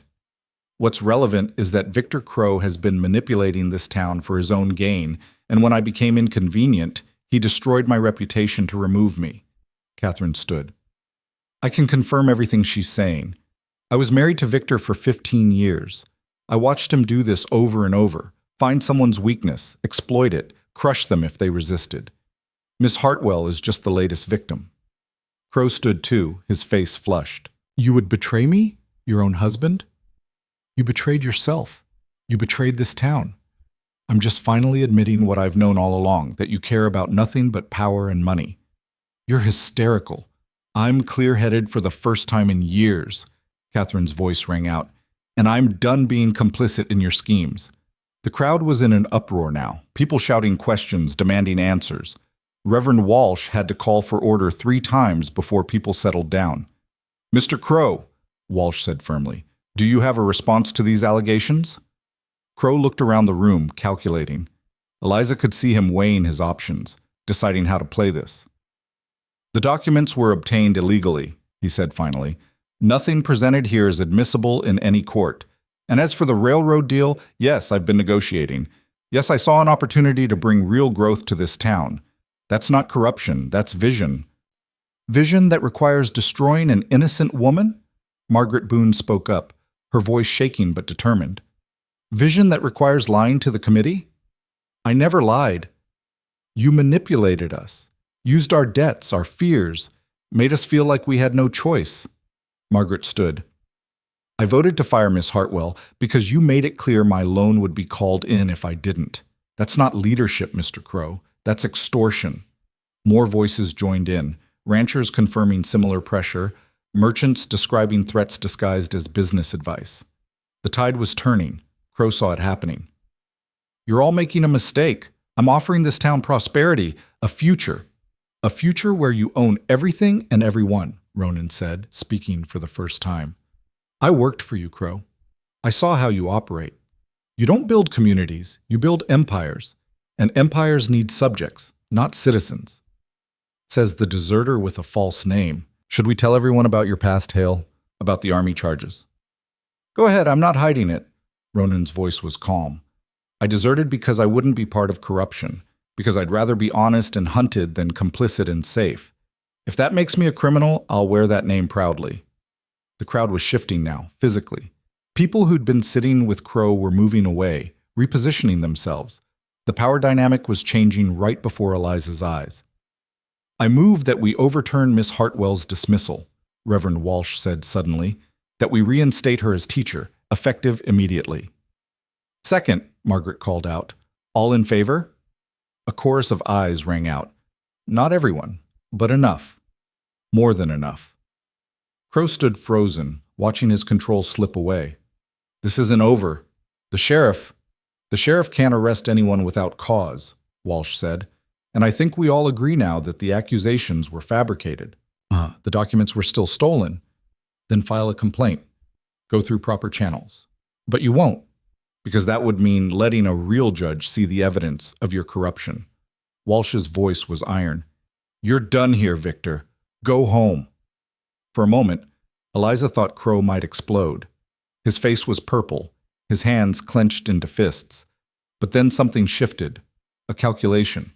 A recalibration. You think you've won, he said quietly. You haven't. This town needs me. My money, my influence, my connections. You'll realize that soon enough. He turned and walked out, his men following. The door slammed behind them. The church erupted in noise, people talking, arguing, some celebrating, others worried. Eliza stood there, numb with shock and relief. They'd done it, actually done it. Reverend Walsh was calling for order again, talking about next steps, about forming a new committee without Crow's influence. Margaret was crying and apologizing. Catherine was standing alone by the window, looking both free and terrified. Ronan appeared at Eliza's side. You all right? I don't know. Ask me tomorrow. Fair enough. He smiled. You were brilliant up there, fearless. I was terrified. That's what made it brave. Outside, night had fallen completely. Somewhere out there, Victor Crow was planning his next move. This wasn't over. They all knew that. But for tonight, for this moment, they'd won. Eliza let herself feel it. The victory, the vindication, the fierce pride of having stood and fought and survived. Whatever came next, she'd face it the same way, with truth, courage, and people who refused to back down. The celebration at the church didn't last long. People were too nervous, too aware that Victor Crow wasn't the type to accept defeat quietly. They filtered out in small groups, casting glances over their shoulders, hurrying home before full dark. Eliza stood on the church steps watching them go, feeling the victory already starting to hollow out. They'd won the battle. The war was still coming. "You should get some rest," Reverend Walsh said. "You can stay here tonight. Tomorrow we'll figure out the next steps." "What next steps? I got my job back." That was the goal. "The goal was surviving," Ronan said quietly. "We're not there yet." He was right.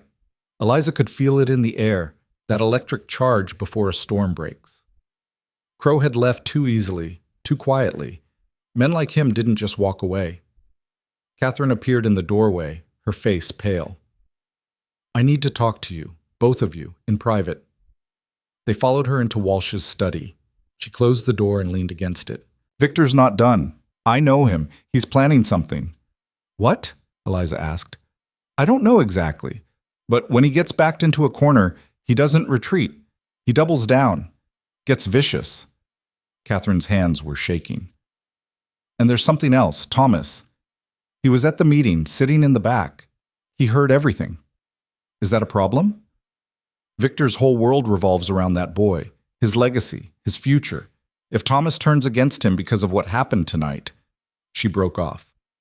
"Victor will blame you, both of you, and he'll make you pay for it." "Let him try," Ronan said. "We've got the town on our side now." "Do you? Or do you have people who were brave for one night because they were swept up in the moment?" Catherine shook her head. "By tomorrow morning, Crow will be calling in debts, making threats, reminding everyone what he can do to them. How many do you think will still stand with you then?" The question hung in the air, ugly and true. "So what do we do?" Eliza asked. "You need to finish this. Not just expose him. Actually remove his power. The loans, the land holdings, the political connections. You need to dismantle the whole structure." "How?" Catherine pulled out a key. "There's more. Documents I didn't tell you about because I wasn't sure I had the courage to use them.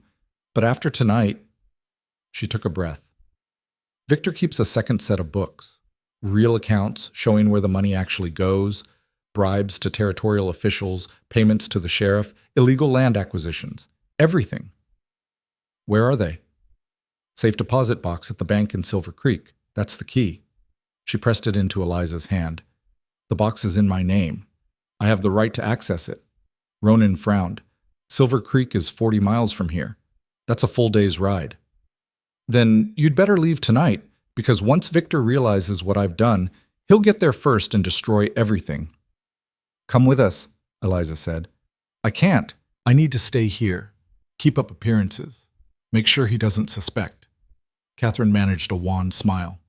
"Besides, someone needs to look after Thomas. Whatever happens between Victor and me, that boy doesn't deserve to be caught in the middle. He's already in the middle.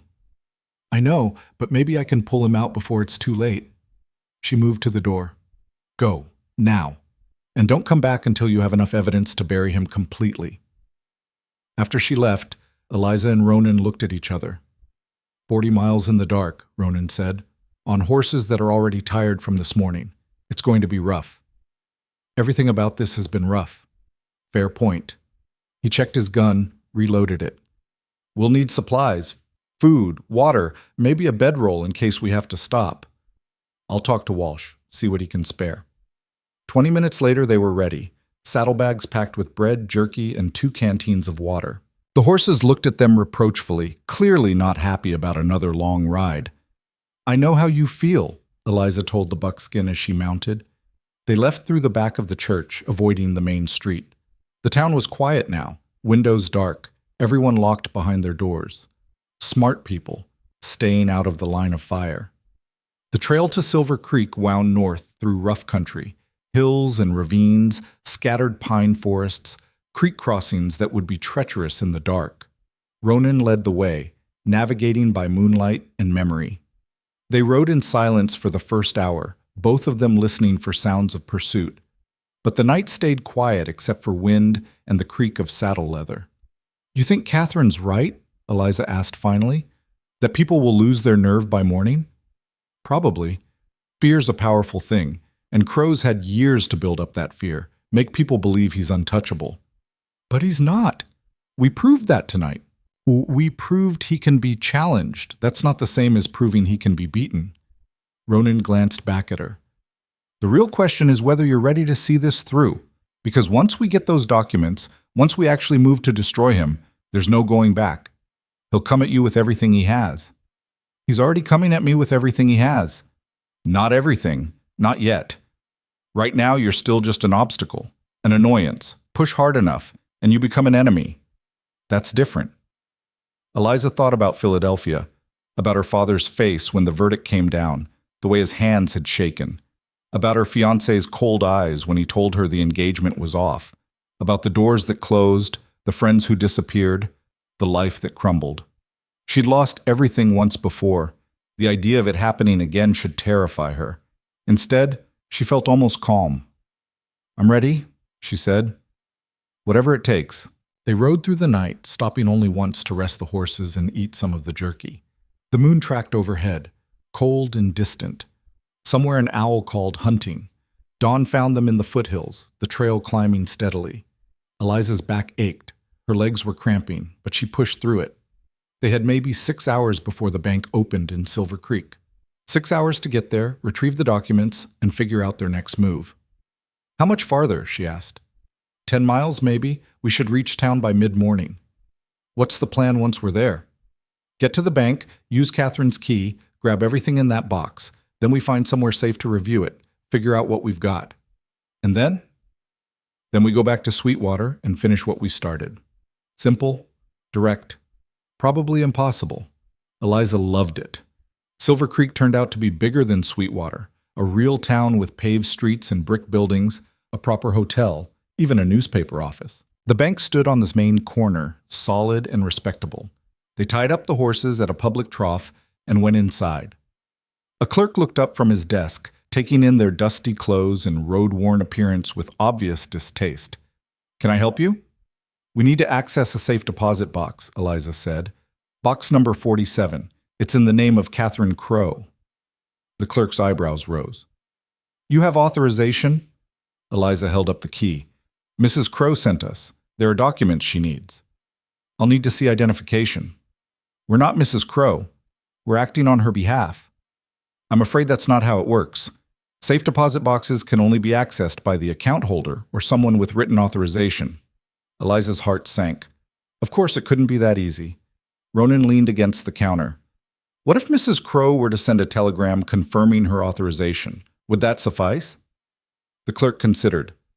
"A telegram with proper identification details, yes, that would be acceptable." They left the bank and found the telegraph office. Eliza composed a message to Catherine, explaining the situation. Then they waited. An hour passed. Then 2. Eliza paced the small office while Ronan sat motionless, that military patience he'd learned somewhere showing through. Finally, the telegraph machine clattered to life. The operator transcribed the message and handed it over. "Authorization granted, K. Crow." They practically ran back to the bank. The clerk read the telegram, compared the details to his records, and finally nodded. "Everything appears to be in order. Follow me." He led them into the vault, a massive room lined with metal boxes. He found number 47, inserted his master key, then stepped back to let Eliza use Catherine's key. The box slid open. Inside were ledgers. 3 of them, bound in leather, filled with neat columns of figures. Eliza lifted out the first one and started reading. Her breath caught. "What is it?" Ronan asked. "It's all here, everything. Payments to Judge Morrison in the territorial court, bribes to the land office clerk, money to Sheriff Jennings, monthly payments going back 3 years. She flipped pages. "And here, illegal land acquisitions. Crow's been buying up property using shell companies, avoiding taxes, forcing people to sell under duress. That's fraud and corruption. Either one would be enough to bring him down. Both together will bury him." They took all 3 ledgers, signed the logbook, and left. Outside, the sun was high overhead. They'd been in Silver Creek for nearly 4 hours. "We need to get this back to Sweetwater," Eliza said. "Get it to the territorial marshal, the newspaper, anyone who can act on it. First, we need to get it somewhere safe. Crow's probably figured out where we went by now. He could be waiting on the trail. Where else can we go?" Ronan thought for a moment. "There's a ranch about 5 miles from here. Family named Sullivan. Good people. I worked with them before I came to Sweetwater. They'll let us hole up for a few hours, figure out our next move." They rode out of Silver Creek, hyper alert for any sign of Crow's men, but the trail stayed clear. The Sullivan Ranch was a modest operation. Small house, decent barn, a few head of cattle. A weathered man in his 50s came out when they rode up, hand resting on the gun at his hip. Then he saw Ronan and his face split into a grin. "Hail! You son of a gun!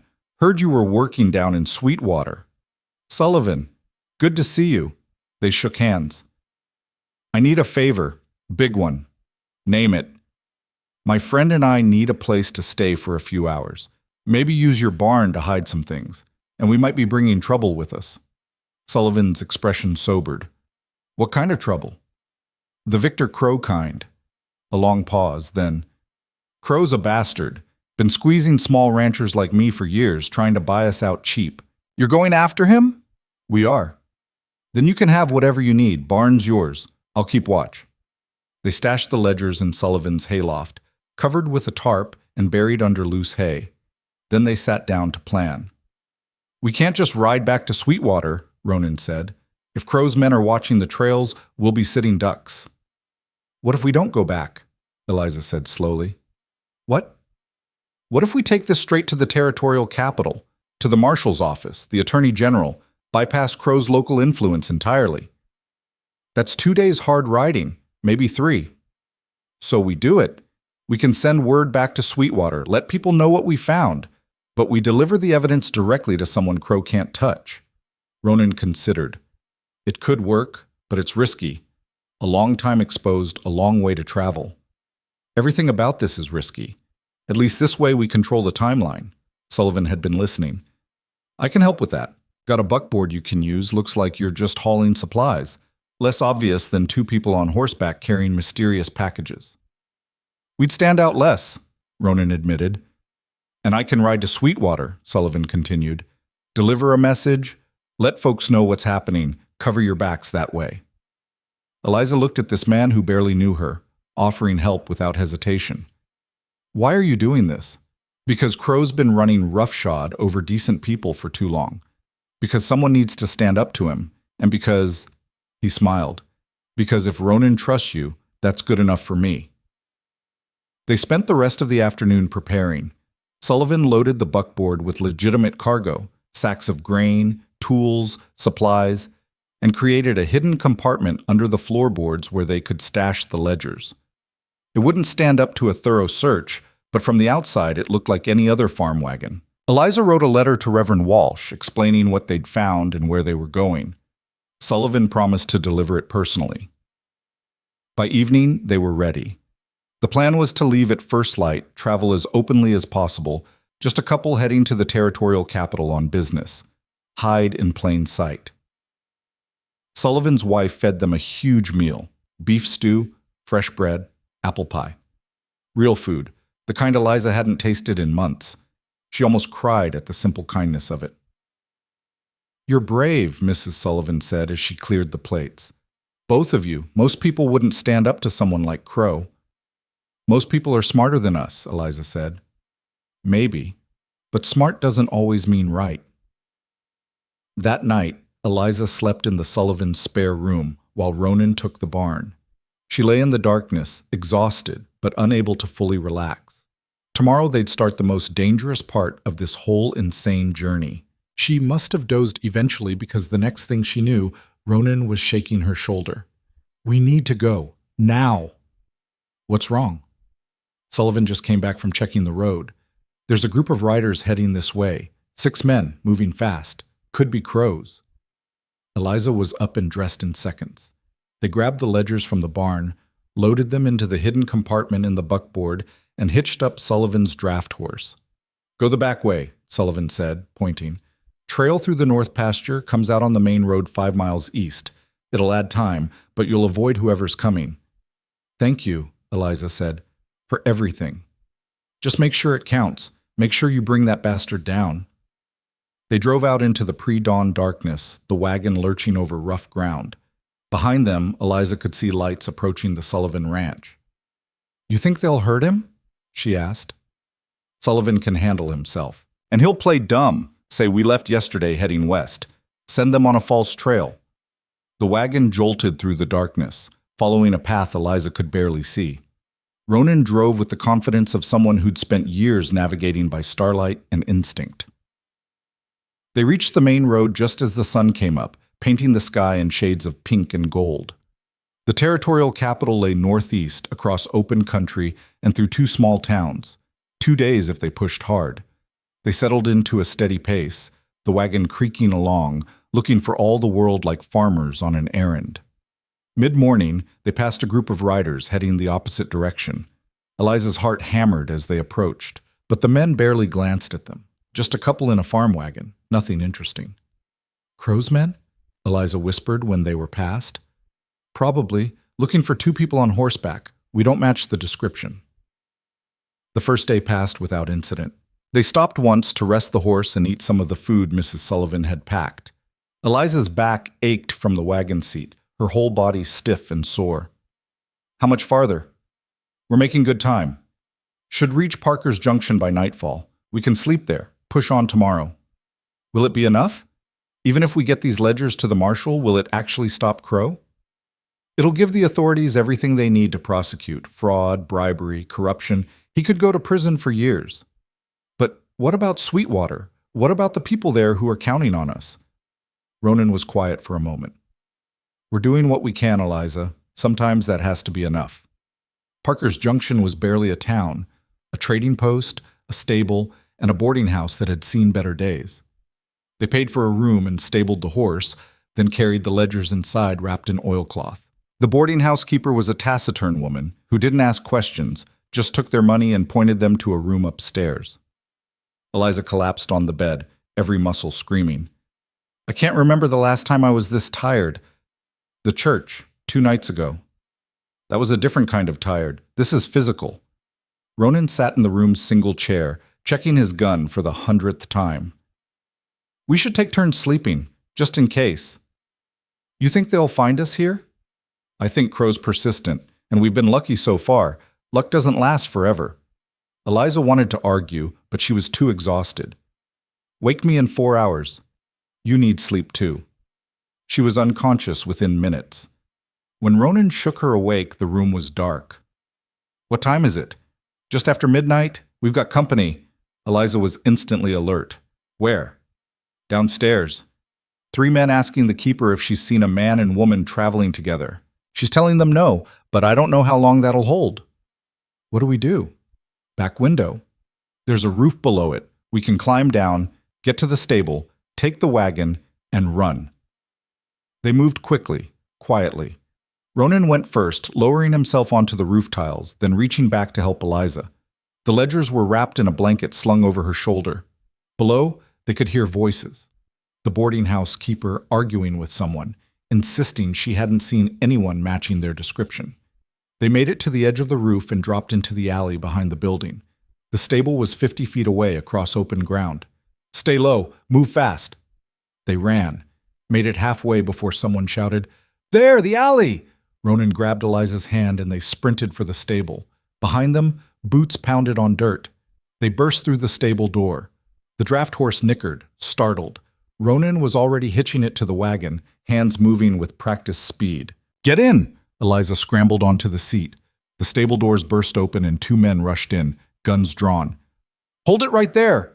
Ronan snapped the reins and the horse lunged forward. The wagon lurched into motion, crashing through the stable doors. One of the men grabbed for the side, trying to climb aboard, and Ronan kicked him in the face. He fell back with a curse. They careened onto the main road, the wagon swaying dangerously. Behind them, shouts and the sound of horses being saddled. They'll catch us, Eliza said. We're too slow in this thing. Not if we make it to the river ford. It's about 3 miles ahead. If we can cross before them, we can lose them in the rough country on the other side. 3 miles. In a heavily loaded wagon with armed men behind them. Eliza looked back. 2 riders were already in pursuit, gaining fast. Ronan, I know, hold on. He drove like a madman, pushing the draft horse as fast as it could go. The wagon bounced and jolted, threatening to shake apart. Eliza clung to the seat, the ledgers pressed against her chest. The riders were gaining, 100 yards back, 75, 50. Then Eliza saw the river, a dark ribbon cutting across the landscape, moonlight gleaming on moving water. There! Ronan angled for the ford, a shallow crossing marked by stones. The wagon hit the water with a tremendous splash.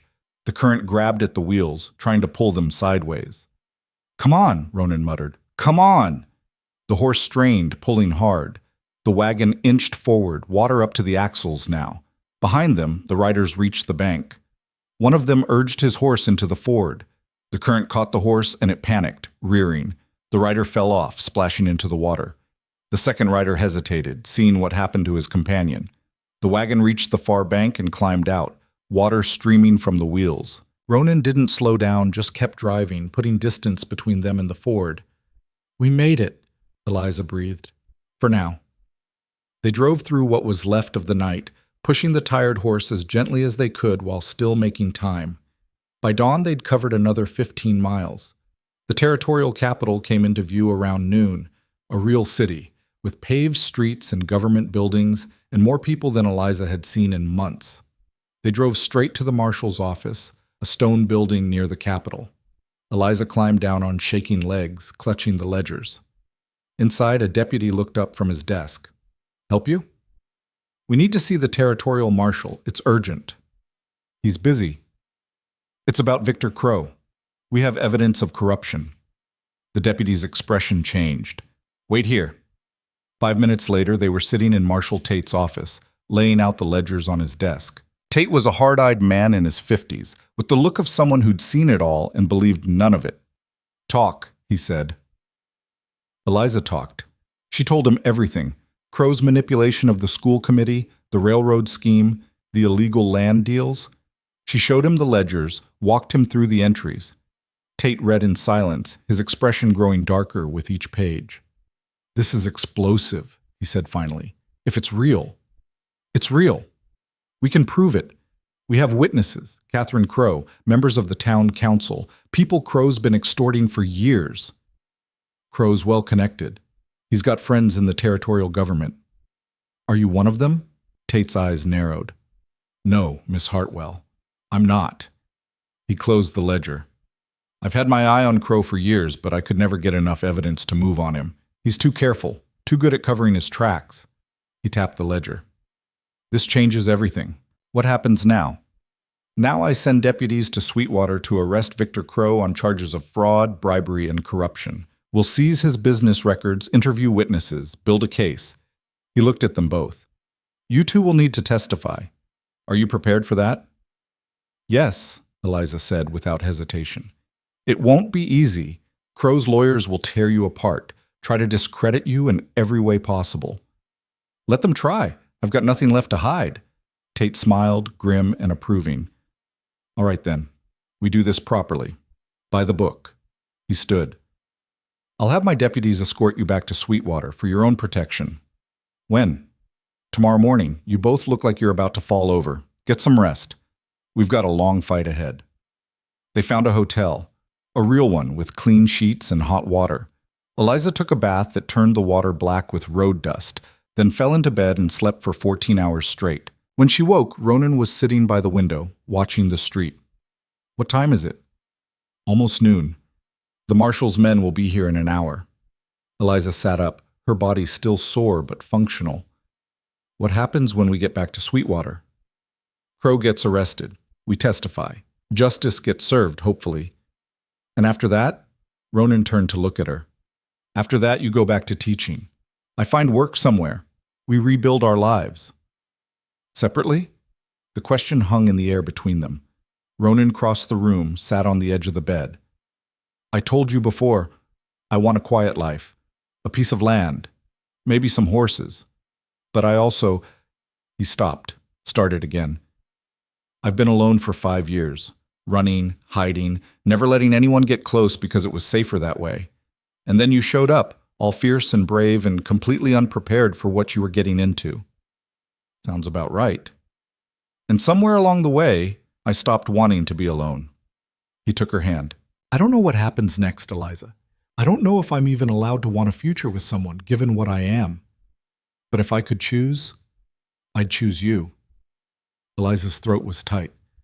I spent the last year thinking I was broken, that Philadelphia ruined me, made me into someone who couldn't trust, couldn't connect. But you saw through all of that, saw someone worth standing beside, worth fighting for. Same thing. He leaned in and kissed her, gentle and questioning. Eliza kissed him back, answering without words. When they pulled apart, Ronan was smiling. So what now? Now we go back to Sweetwater, we finish what we started, and then, she smiled, then we figure out what comes after. Together. The ride back to Sweetwater took 2 days, escorted by 4 of Marshal Tate's deputies. They arrived on a bright afternoon to find the whole town gathered in the street. Word had gotten ahead of them. Sullivan had delivered Eliza's letter, and the news had spread like wildfire. Crow was going down. The evidence was real. Justice was finally coming. Marshal Tate himself had ridden ahead with 12 men. They'd arrested Crow that morning, seized his business records, taken him into custody. The Triple C Ranch was locked down, pending investigation. Eliza climbed down from the wagon to find Margaret Boone waiting, tears streaming down her face. You did it. You actually did it. We all did it, Eliza said. Everyone who stood up at that meeting, everyone who found their courage. Reverend Walsh was there, and the ranchers who'd voted to reinstate her, and Sarah with her parents. Even Mrs. Chen standing in the back with her arms crossed, but her eyes approving. And Catherine Crow holding Thomas's hand, looking free for the first time since Eliza had met her. Thank you, Catherine said simply. For what? For showing me it was possible, to stand up, to fight back. She looked down at Thomas, and for giving my son a chance to see what real courage looks like. Thomas was quiet, his face serious. Then he looked up at Eliza. You were right, what you said in class, about adults making mistakes. My father made mistakes. We all do, Thomas. But you tried to fix yours. The boy's voice broke. He just kept making them worse. Eliza knelt down to his level. Your father's choices aren't yours. You get to decide what kind of man you'll be, and I think you'll be a good one. Thomas nodded, blinking back tears. The next weeks were a blur. Depositions and testimony, lawyers and judges. Crow fought every step of the way, but the evidence was overwhelming. The territorial court charged him with 17 counts of fraud, bribery, and corruption. His trial was set for September. In the meantime, life in Sweetwater slowly returned to something like normal. Eliza went back to teaching, picking up where she'd left off. The children had missed 2 weeks of school, and they had ground to make up. But they were different now. More engaged, more curious. They'd seen adults stand up for something, fight for what was right. It had changed them. Thomas Crow was the most changed of all. Without his father's influence, the boy bloomed, still sharp, still challenging, but now channeling that energy into actual learning instead of just testing boundaries. He could be something special, Eliza told Catherine one afternoon, if he gets the right guidance. That's what I'm hoping. Catherine was living in town now, working at the Mercantile, building a new life. I'm filing for divorce. It'll take time, but I'm done being Mrs. Victor Crow. What will you do? I don't know yet, but whatever it is, it'll be mine. My choice, my life. She smiled. That's enough for now. The school committee held a special meeting in July. They voted unanimously to deed the school land to the territory in perpetuity, ensuring it could never be sold for private development. They also voted to establish a fund for teacher salaries, so no one person would have undue influence over hiring and firing. It won't prevent all corruption, Reverend Walsh said, but it's a start. Ronan found work at the Jensen Ranch, managing their expanding cattle operation. On weekends, he started looking at available land, small parcels he could afford with his savings. Thinking about settling down? Eliza asked one Sunday as they rode out to look at a property. Thinking about it, found a good piece, 40 acres with a stream, nice grazing. House needs work, but it's solid. Sounds perfect. He looked at her. It's got room for a school teacher if she was interested. Eliza's heart jumped. That's a big step.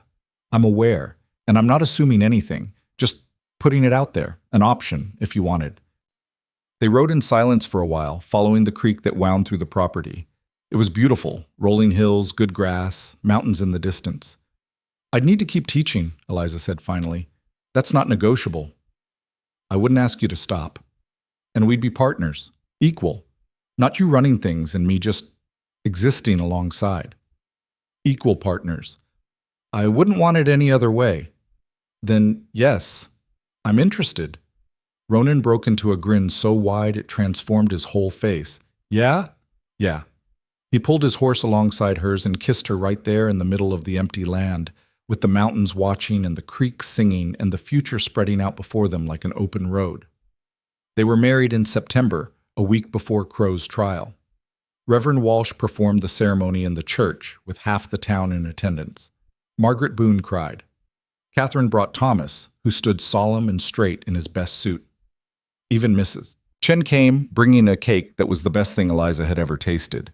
Sarah presented Eliza with a bouquet of wildflowers she'd picked herself, tied with a ribbon she'd saved for months.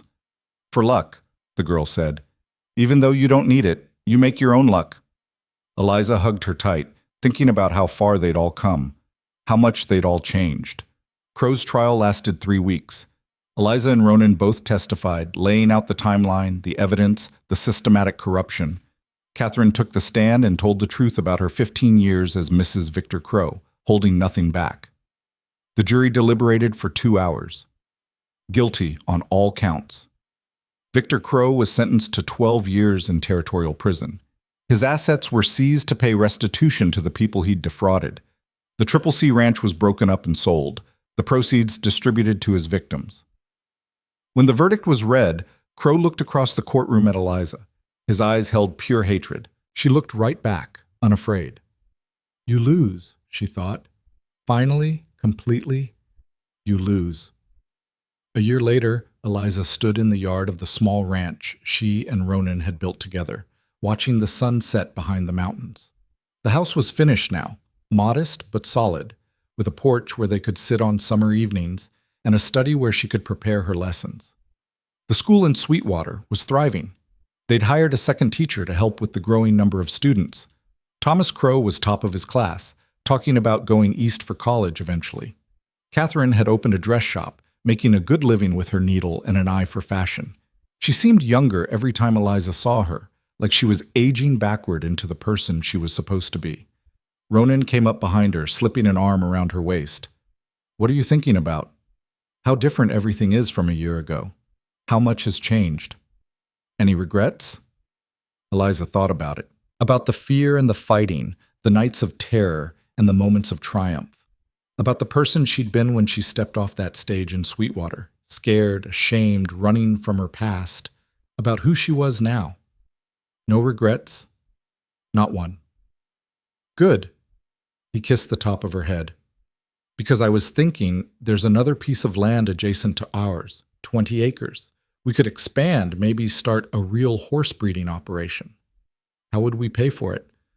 I've been saving, and you're getting a raise next year, Walsh told me. A raise? She turned to face him. He didn't say anything to me. He wanted it to be a surprise. The committee voted unanimously. You're getting another $20 a quarter. It wasn't much, but it was recognition, respect, a sign that she'd earned her place here. We could do it, she said slowly. The land, the horses, build something real. We already are building something real, Ronan smiled. This would just make it bigger. They stood there as the light faded, talking about the future, making plans. The mountains turned purple, then black. Stars came out one by one. Somewhere in the distance, a coyote called. The wind rustled through the grass. Eliza leaned against Ronan, feeling the solid warmth of him, the steady beat of his heart. She thought about Philadelphia, about the girl she'd been who thought her life was over, about the long journey west, the fear and the hope all tangled together. About standing in front of that town meeting, terrified but determined. About Catherine's face when she finally walked away from Victor Crow. About Thomas learning that power didn't have to mean corruption. About all the ways courage looked when you actually found it. She'd come to Sweetwater running from her past. She'd stayed to build a future, and what a future it was turning out to be. Not perfect, not smooth or easy or guaranteed, but hers. Truly, completely hers. Built on truth and courage and the fierce determination to never let fear win again. That was enough. That was everything.